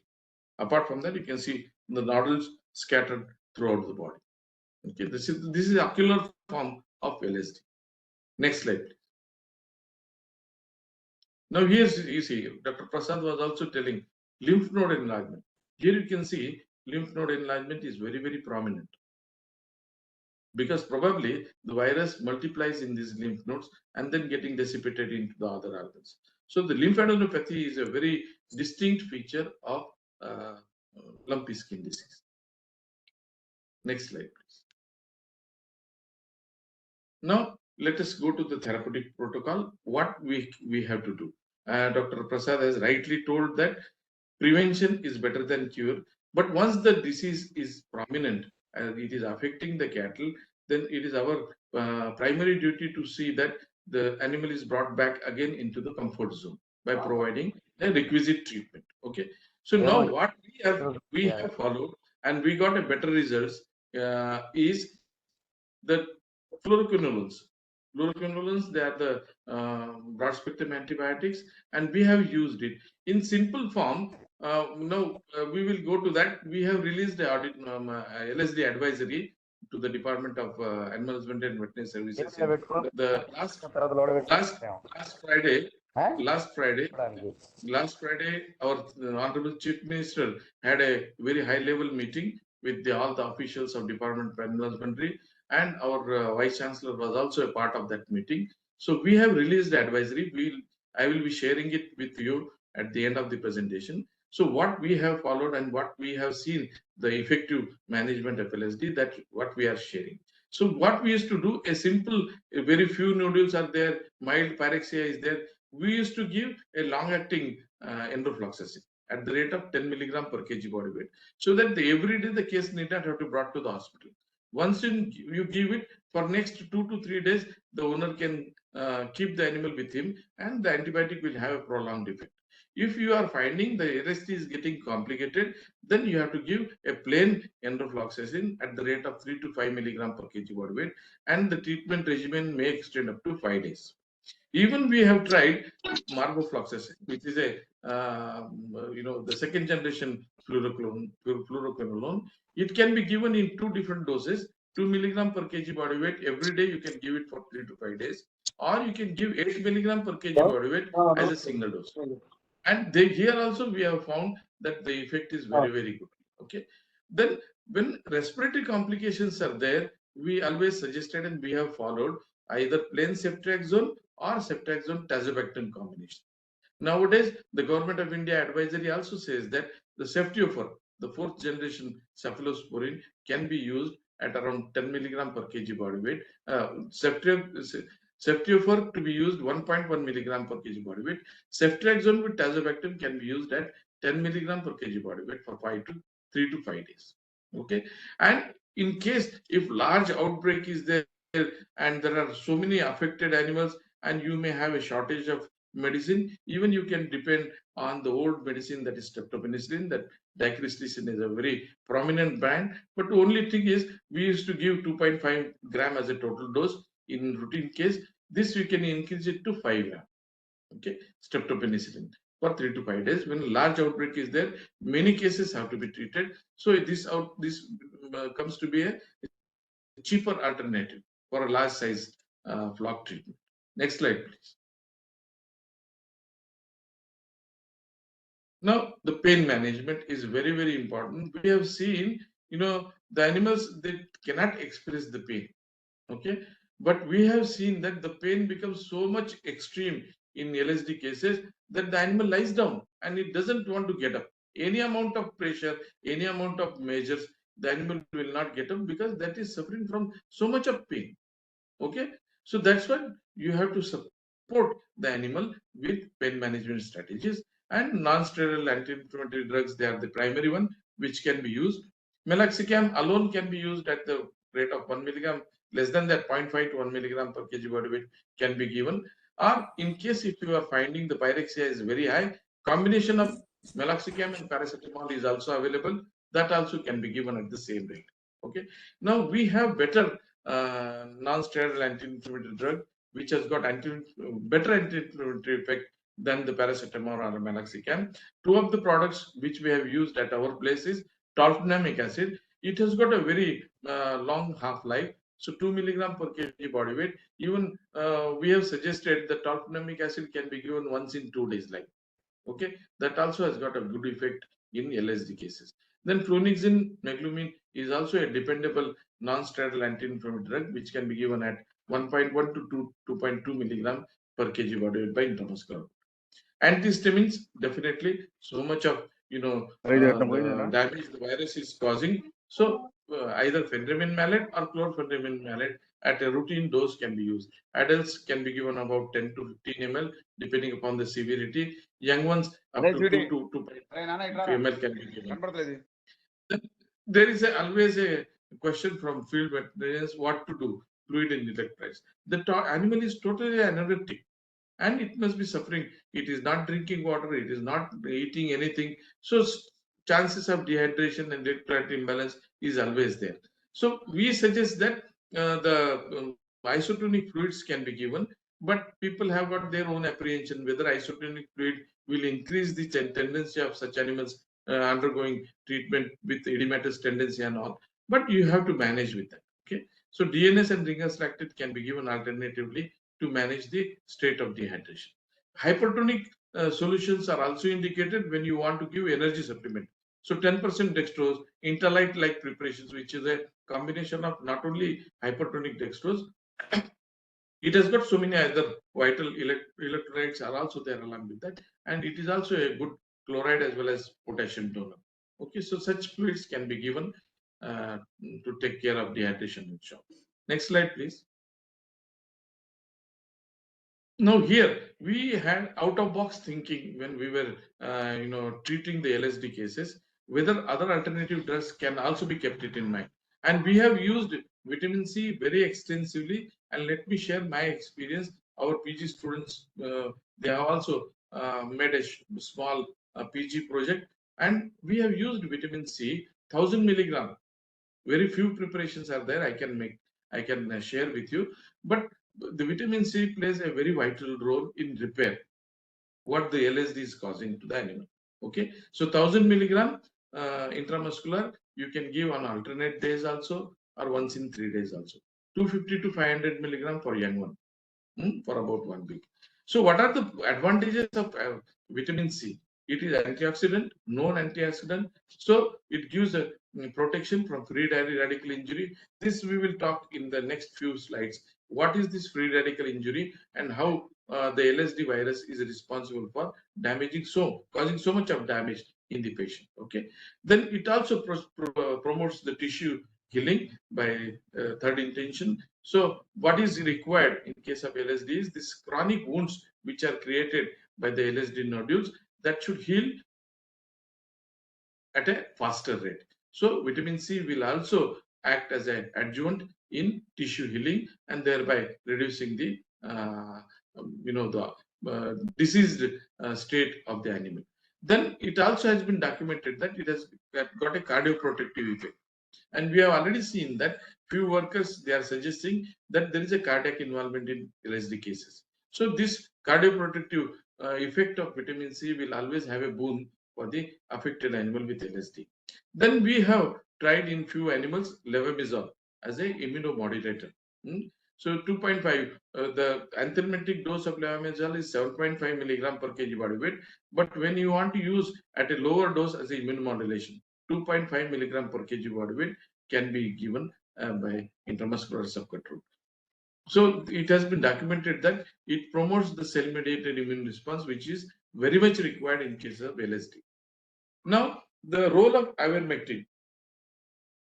Let me share with you, the COVID has made us to learn so many new things. Okay, in COVID also, the World Health Organization protocol was suggesting initially that ivermectin to be used. And my daughter, she has done MD in anesthesiology. There also, all the the medicos which were involved in COVID management, they have taken prophylactic ivermectin dosing. So here, I don't want to the effect of ivermectin. They say that it has got antiviral properties. Ivermectin has got antiviral properties, but few of our senior professors, they say that ivermectin is effective against only RNA viruses, whereas the LSD is a DNA virus. So let us not get into the debate. Let us have a positive effect of ivermectin. All the LSD cases where the crater-like lesions, they get complicated with the maggoted wound, ivermectin plays a very vital role. Okay, so it must be having antiviral properties, which the time only will tell us whether ivermectin has got antiviral properties against LSD or not. But ivermectin will always help in promoting the tissue healing. it will avoid the complications of LSD wound split maggots. Okay, and all of us, we know that the effect of ivermectin stays there for about 2 weeks or so, 3 weeks at least. So by that time, the animal will come out of the LSD. So that is the advantage of ivermectin dosing, and this we have included in the advisory also. Next slide. Now, you may be aware that most of the veterinarians, they are a part of one group. They call it as MB WhatsApp group. MB stands for methylene blue. So methylene blue is not very new to us. Since ages together, methylene blue is being used. Okay, in poisoning also we are using, some of the viral diseases they are using. So methylene blue is a dye.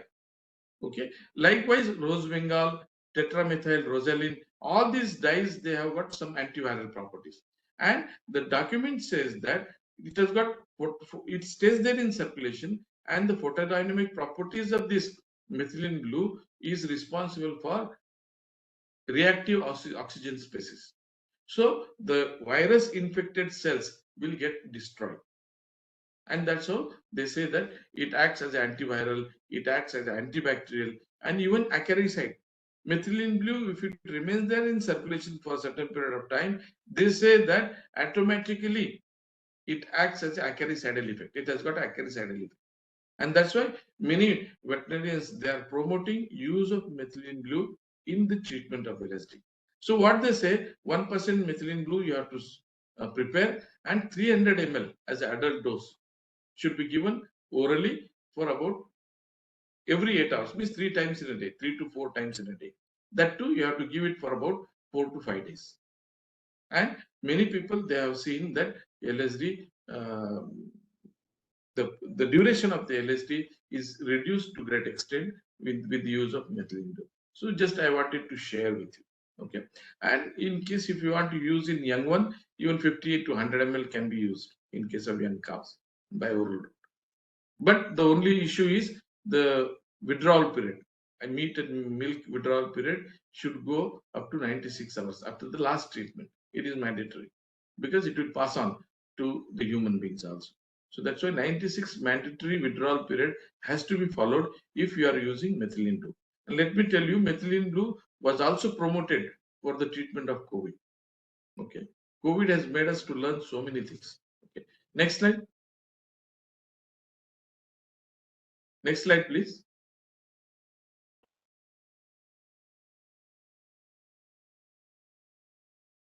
Dr. Chandrasekhar. No. Now here, always there is a debate. The veterinarians, they do not have a primary knowledge of Ayurveda or homeopathic medicine. But when the situation comes, you have to think out of the box. Okay. Recently, I am a Joint General Secretary for Indian Society for Veterinary Medicine. So in 2 years back, when we had a convention, there we have taken a positive step that we should have an open mind in accepting alternate medicines. Okay. Ayurveda, the Ayurveda is there since ages together, and rather than that, Ayurveda was introduced to the world through the Indian by the Indian Ayurvedic practitioners.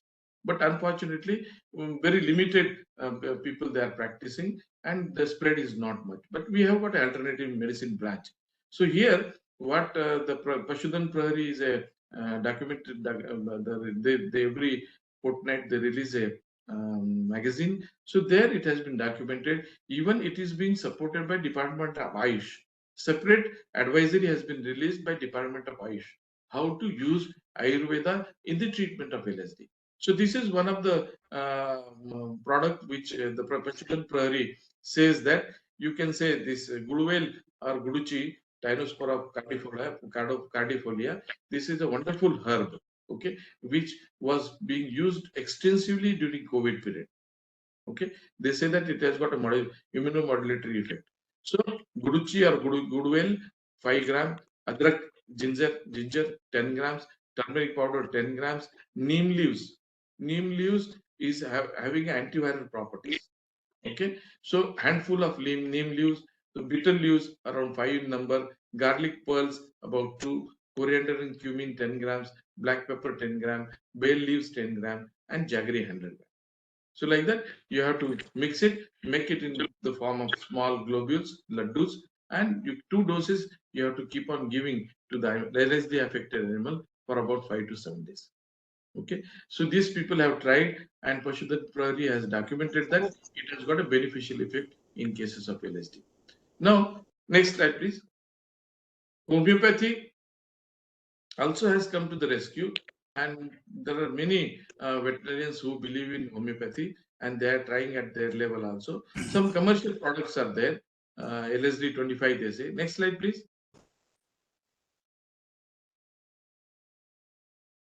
Yeah. So this Lsd 2025, it is a commercial. It is available in northern part of the India. And Dr. Makkar, let me share you. Dr. Surjit Makkar, he is a retired joint director of Animal Husbandry Department. He is a certified veterinary homeopath.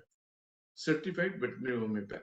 He also has narrated few. I have not got in details of that, but he has suggested few homeopathic medicines which can be used in reducing the impact of Lsd in animals. Apart from that, 2 things which I would like to share with you: the furosemide, okay, diuretic. Whenever edematous tendencies are there, the furosemide gives a lot of relief. Though there is a lymphatic blockade, they say the primary cause of edema, but in spite of that, furosemide at the rate of 1 to 2 milligram per kg body weight can be used to reduce the edematous tendencies, which is causing a lot of distress to the Lsd affected animal. Then what is the future scope for treatment of lumpy skin disease?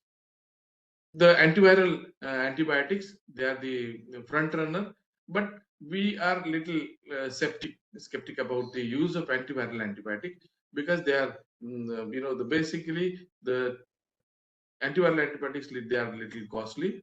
And apart from that, we are not very sure how much impact it will have on the animals affected with, means how best they will help in reducing the impact. But there is always a scope where we are also thinking that antiviral antibiotics, we are trying to make a trial in case of Lsd affected animals, and we'll see which antiviral antibiotic can be used effectively in Lsd. Then newer NSA, non-steroidal anti-inflammatory drugs are coming into the market, so that also we can think of. Then low dose steroids. This is a very strange situation. Steroids, whether to be used or not. So few people, they have said that steroids, they have got better effect. In COVID also, we have also learned a lesson that steroids, primarily they were telling that initially it should not be used. The steroid should be used only 3rd or 5th day after the affected COVID, where you can see the inflammatory cascade, they call it as. Okay, so if such type of signs are there, then only the steroid use was permitted in COVID patients. So here also we can make a trial and see whether the low-grade steroids are can be used in the treatment of Lsd. And then new antioxidants, vitamin E and other things also has got a scope in the treatment of Lsd. Next slide.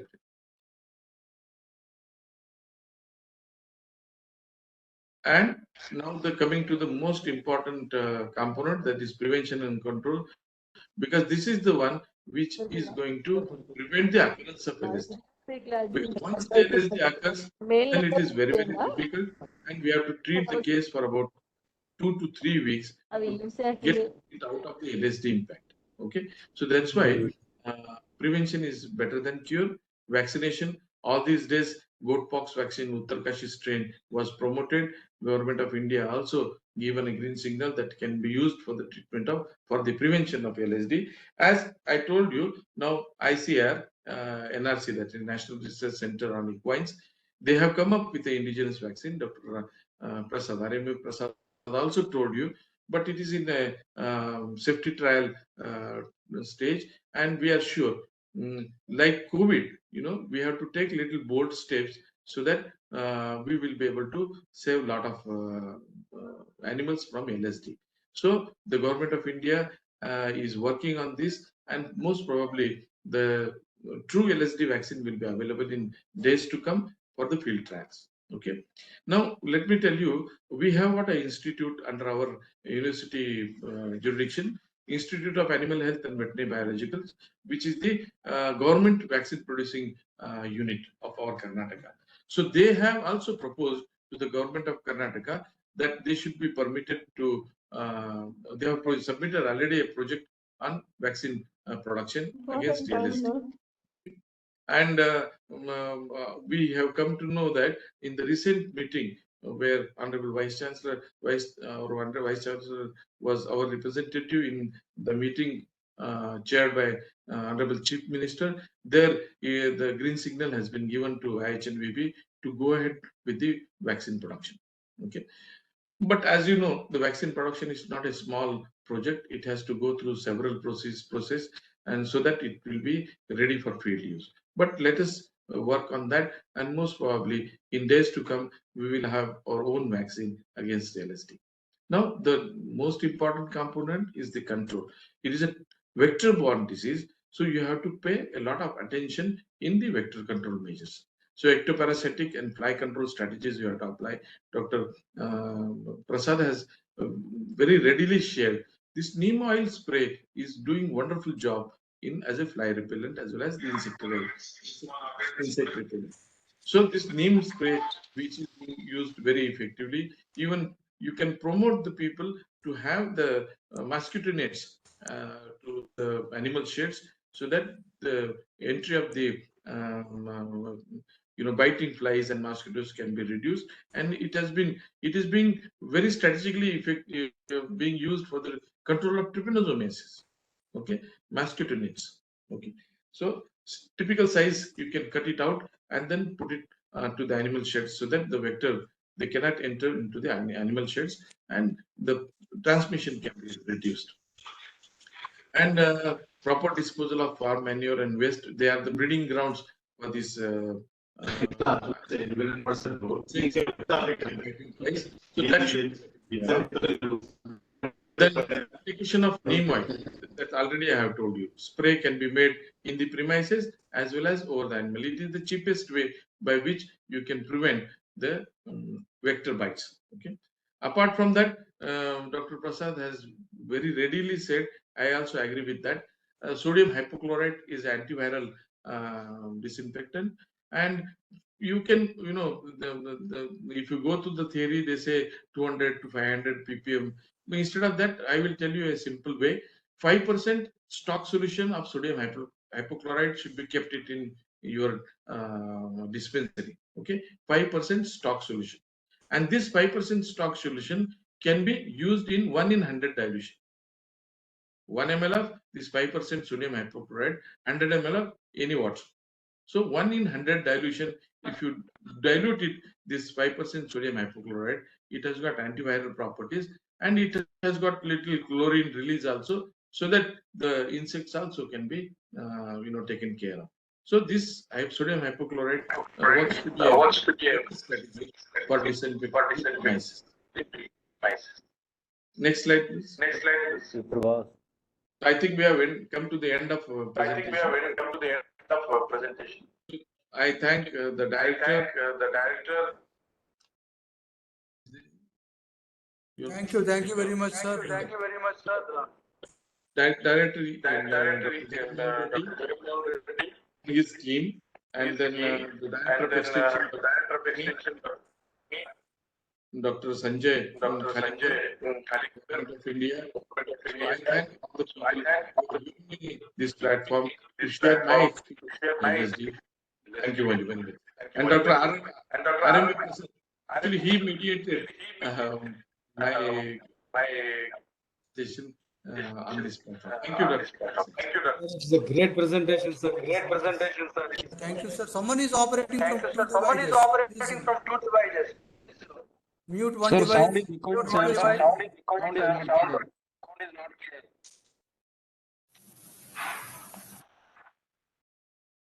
Or technical team, you are operating from two devices.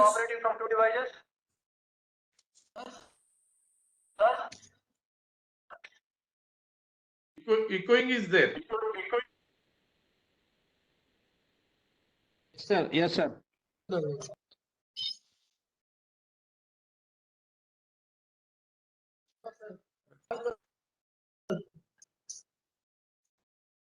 Sir, good afternoon, Vivek, sir. Yeah, thank you very much, sir. Now, so you have really enlightened the research backup Thank you. results in real time advice along with the insights given by sir. Now we have a couple of questions. So Yes. Dr. Prasanna has asked, please mention the goatpox vaccine dose and that interval, as well as is that goatpox vaccine require booster dose or in one time dose is required. Sir. Prasad sir. Sir, Dr. Vivek sir also mentioned already about this goatpox vaccine. 2 ml will be sufficient for the adults. Is it not, Vivek sir? Yes, sir. Yes, sir. 1 ml for the calves. He has already mentioned in his PowerPoint presentation. And one question I would like to answer, sir, in the chat box, is it having zoonotic importance? No, it's not recorded. There is no zoonotic importance. That is creating Sir, a lot of panic. one second, sir, on submission. Always we have Some to insist that WhatsApp, it doesn't some have any social zoonotic media, they are giving that aerosol transmission chances are there, sir, especially for us treating vets. Is One it true, second, sir? sir. Vivek sir will throw some light on this. As my information, my knowledge, what we are doing, no zoonosis, no zoonotic importance. FAO and World Organization on Animal Health have clearly indicated that no zoonotic importance. Please, Vivek sir. Yes, sir. Yes, sir. We stand by our sentence that it is not zoonotic. Yes, sir. Whether we want vaccinate goats, rare along with cattle. No need. No need. It is a very specific virus. Specific, exactly. So what about the vaccination in non-endemic areas? Right now, we are not encouraging, sir.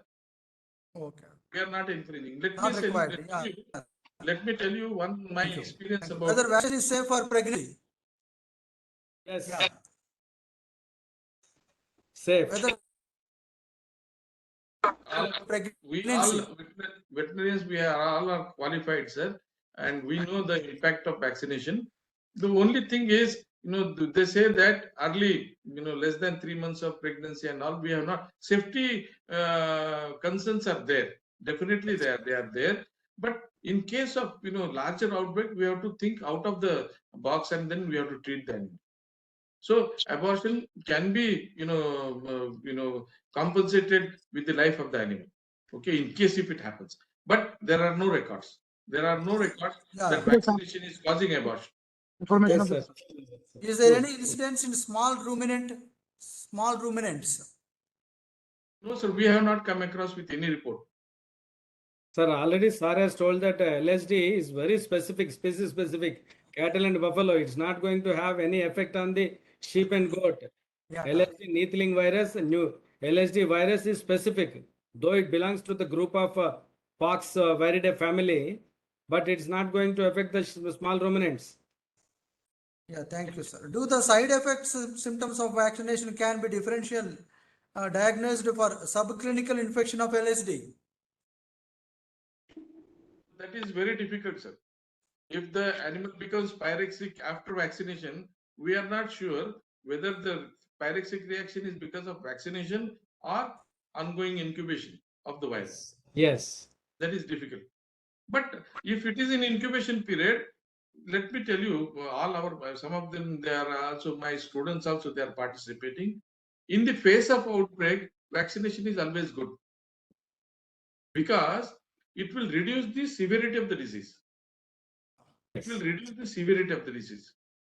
But if the animal is already in incubation, virus has passed that all stages, then it is imminent that the animal will suffer with LSD.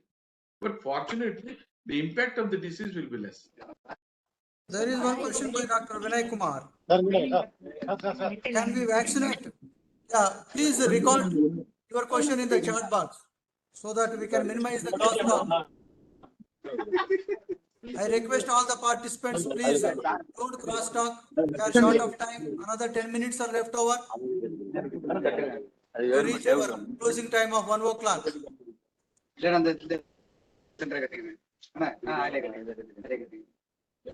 Cross talk, please. Can we vaccinate other animals immediately in a small or large herd in which one or two animals have already diagnosed and suffering with LSD? Yes.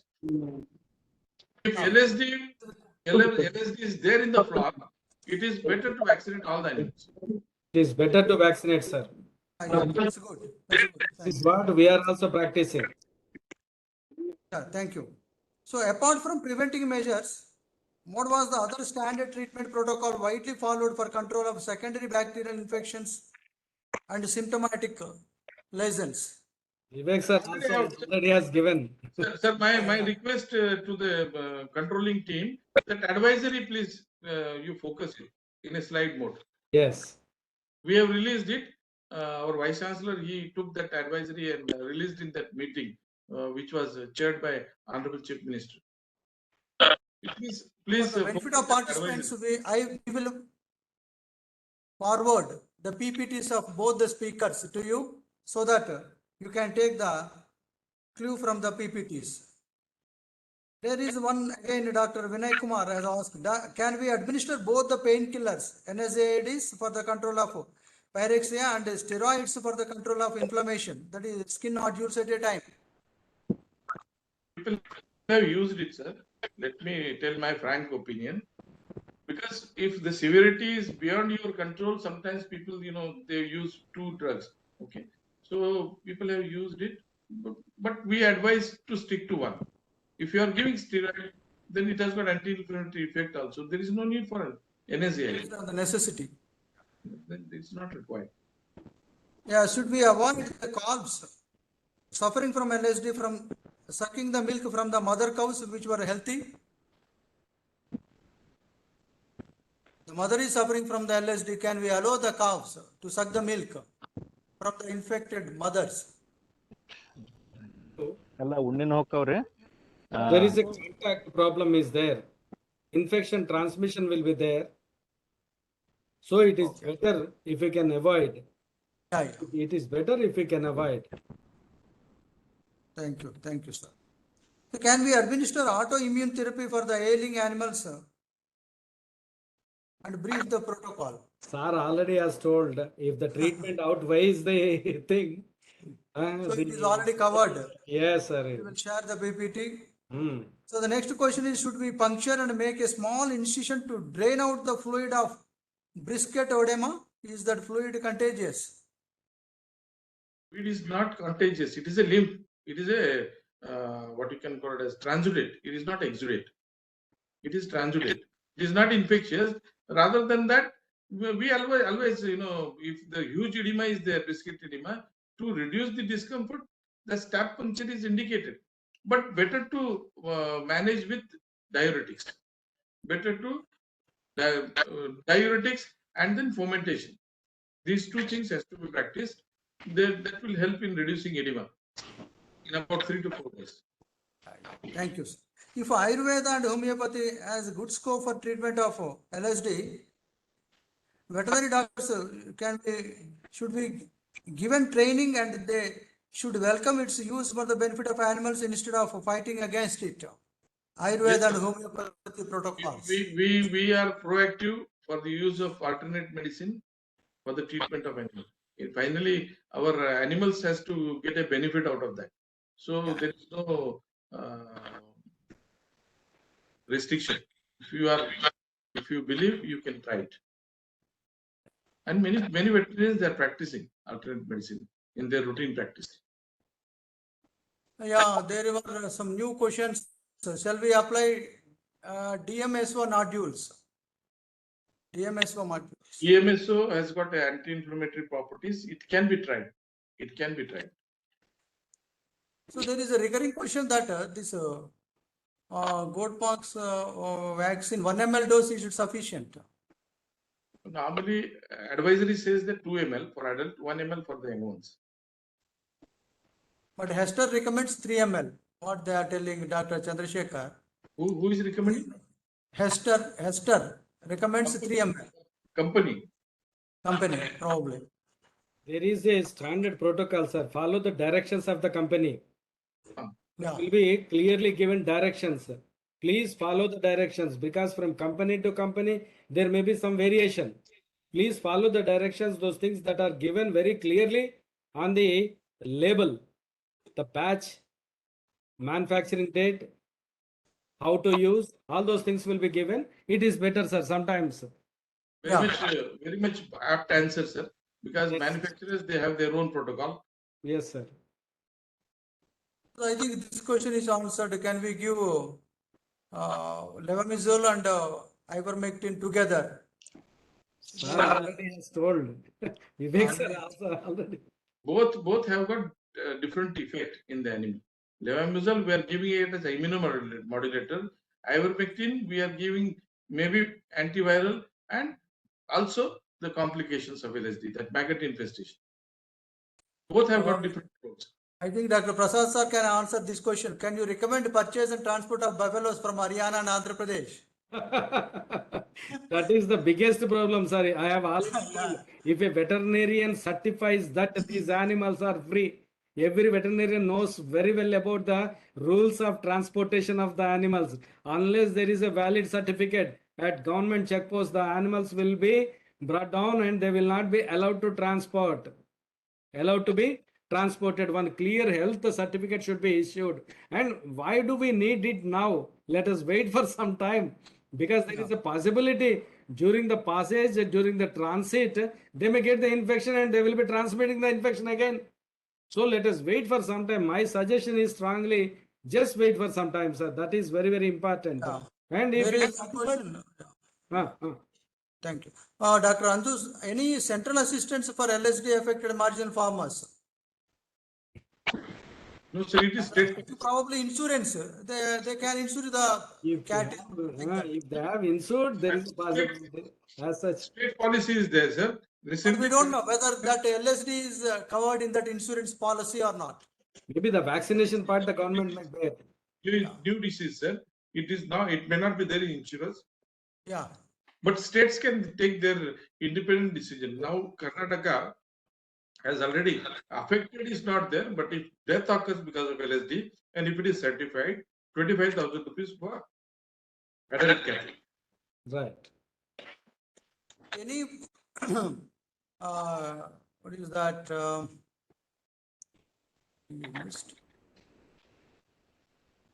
Does magnesium sulfate be used for reducing edema? Yes. Yeah. Magnesium sulfate. I have already said. That's what I was telling you, sir. That advisory also you please share with all participants. Advisory has. So Dr. Balakrishna raised the question. I have noticed this disease in Vijayanagaram district of AP in the year 15, but it was not declared and recorded. I am having some pictures also. Maybe there is some confusion, sir. Previously, it used to be taken as mere urticarial eruptions. వాళ్ళ ఏరియాలో బెందులు అంటారు. There is a possibility urticarial eruptions will be there, sir. They might have, maybe there is a possibility. One or two cases we cannot say, sir, because officially it is declared, Government of India has declared that in 2019, Odisha, like that we have to follow that official declarations. Maybe urticarial eruptions will be there, sir. So Mohammed Ziauddin has raised that use of steroids and NSAIDs is in question as immune system is already challenged. Sir already has explained. Already it is covered. Yeah. Kindly share material webinar. We will share the PPT. Any protocol to control breeding of flies in manure pits for farmers' advice. Protocol to control the breeding of flies. It is a community approach. Sir, community approach in the sense, see, when we are using something disinfectant or some spray or some other thing for the vector controls, it will be entering into the domestic vicinities also. We have to think about the larger interest of the public. Public life is, we take it as more precious. We have to think about it because they will have definitely effect on the humans. We need to think about, sir, how far we can use. We need the permissions of the other organizations and government offices also. Especially municipalities have to be municipalities and medical department, all the people, they have to come into picture. So how many days to take to disappear of nodule lesions? Sir, it is not fixed, sir. It's It not will take fixed. up to 2 weeks, 3 It weeks. all also. depends upon the intensity, degree, Yeah, the disease. reaction of the animal, how best the animal is reacting to the Yeah. disease. Yes. Should we avoid the infected calves suffering from LSD from sucking milk? Of course, it is covered. Insurance is only available if cow death is there. As of now, insurance is only available if the death happens to the animal. Insurance coverage should cover this too. Of course, the government policy, whether to we have to recommend. You have to recommend because you are the right people working at the grassroots level. By the data, we have to show the data to the policymakers to cover a timely webinar on prevention. And okay, thank you. So I think these are the questions, sir. Do you want to give any closing remarks, sir? First, Prasad, sir. Closing remarks. Sir, only the thing I have told Advice. you is Dr. Vivek sir should accept with me. If he allows me, I will give one or two sentences only, not to confuse all. The thing is, it is a viral disease, sir. It is having devastating effect. It is spreading all the, throughout the country, it is occurring. Only the thing is, we have to create the restriction zones and immune belts. We have to do. The vaccination complete pan-India based vaccination is the only solution because our animals will be moving from one state to the other state. We don't know. And the veterinarians at the field level should be quite alert because this is the COVID. During COVID, we all rose to the occasion and we stood for the government. This LSD, the Animal Husbandry Department is the pivotal organization, sir. It has to do and it has the pivotal role and it is going to be the nucleus. It has to educate the farmers about the LSD and the effect it is going to have on the productivity of the animal and the economic levels and economic sufficiency of the farmers, because small and marginal farmers we need to keep in the mind. So educating the farmers, vaccinating the areas, vector control, and as sir has told already, sir has given the prophylactic, the treatment once the onset is there, what type of treatment we have to follow. I thank Dr. Vivek sir. Sir, one or two things I also learned from these things is that Ayurveda thing and the homeopathy thing. Really, it's a great thing we need to know about, and I'll contact you, sir. With this, I think I can conclude. Thank you, Prasad, sir. Sir, from you, the closing remarks, Dr. Vivek, sir, please. Sir, Prasad, what Prasad sir has rightly pointed out, we have to, act very swiftly in LSD.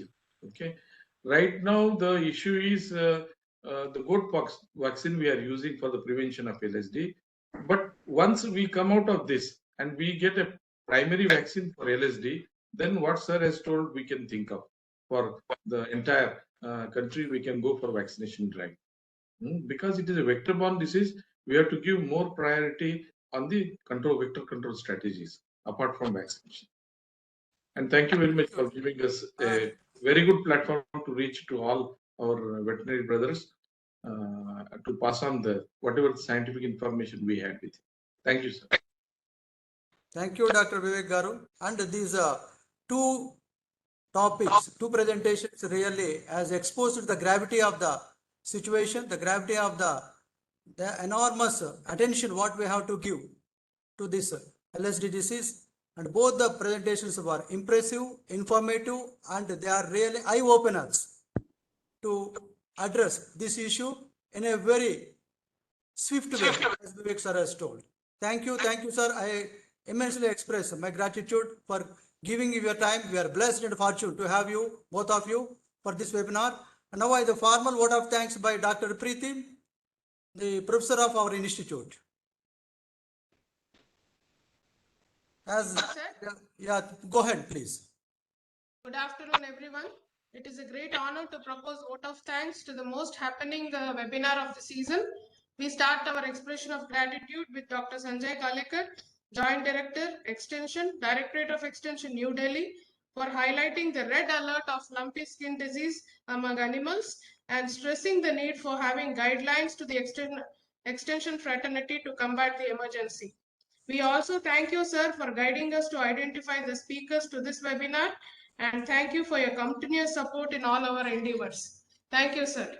We extend our gratitude to Dr. V. Sudharani, Director of Extension PJTSAU, for her opening remarks to this webinar.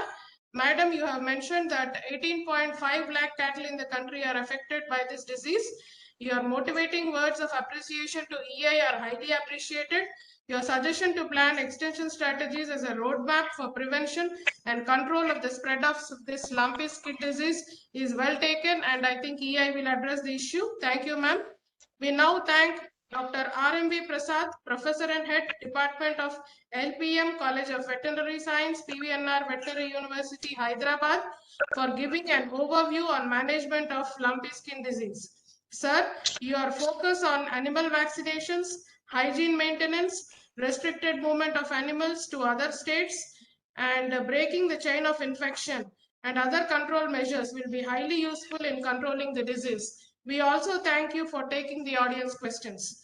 We now extend our deep-sensed gratitude to Dr. Vivek Kasralikar, Professor and Head, Department of Veterinary Medicine, Veterinary College, Bidar, Karnataka, for deliberating on clinical presentation and treatment advisory of lumpy skin disease. Sir, your inputs in the form of pictures of affected animals gave a clear presentation of the disease. The different symptoms presented by infected animals shown by you and the therapeutic management suggested by you will serve as a ready reckoner to our participants. Thank you for taking the audience questions. We now thank Dr. M. Jagan Mohan Reddy, Director EI, for organizing such a need-based webinar, introducing the speakers to the audience, and also facilitating the entire webinar. Thank you, sir. We now extend our thanks to Dr. S. Chandrasekhar, Professor EI, for grounding the webinar with a brief introduction about the need and emergency of lumpy skin disease in animals. We also appreciate his endeavor in connecting from Thiruvananthapuram, Kerala, where he is organizing an on-campus program to the dairy development officials. Thank you, sir. We now extend our gratitude to all the veterinary doctors who acted as participants to this webinar from different sectors of client states and union territories for their participation, attentive listening, and fruitful interaction. Thank you. We now thank our EI technical team, teaching, non-teaching, and outsourcing staff of EI for their backhand support in enabling the different logistics which made this webinar possible. Last but not the least, we thank the Society of Extension Professionals and EI for organizing such need-based webinars continuously. Thank you, one and all. Now I request all the participants to please unmute your videos. Please switch on your videos to have a snap with our dignitaries, participants, and the most esteemed speakers. I request all, Sariram, Ramaswamy. So for a while, for half a minute, you can unmute. In middle, there is one thing is muted. Sriram. Dr. Sriram, please.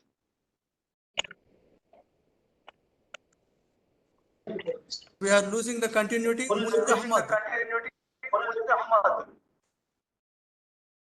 Munir Ahmad, please unmute your video. Please switch on. Our technical team, please, are you taking the snap? Sir, we are taking. Yeah, thank you. Is it okay? Technical team?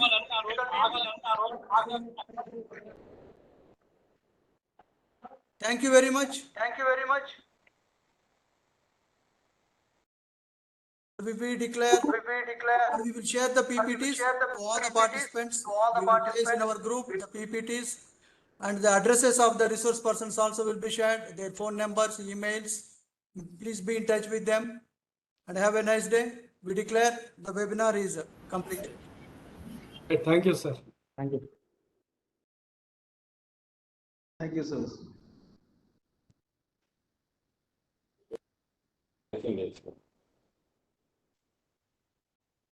لا لا لا،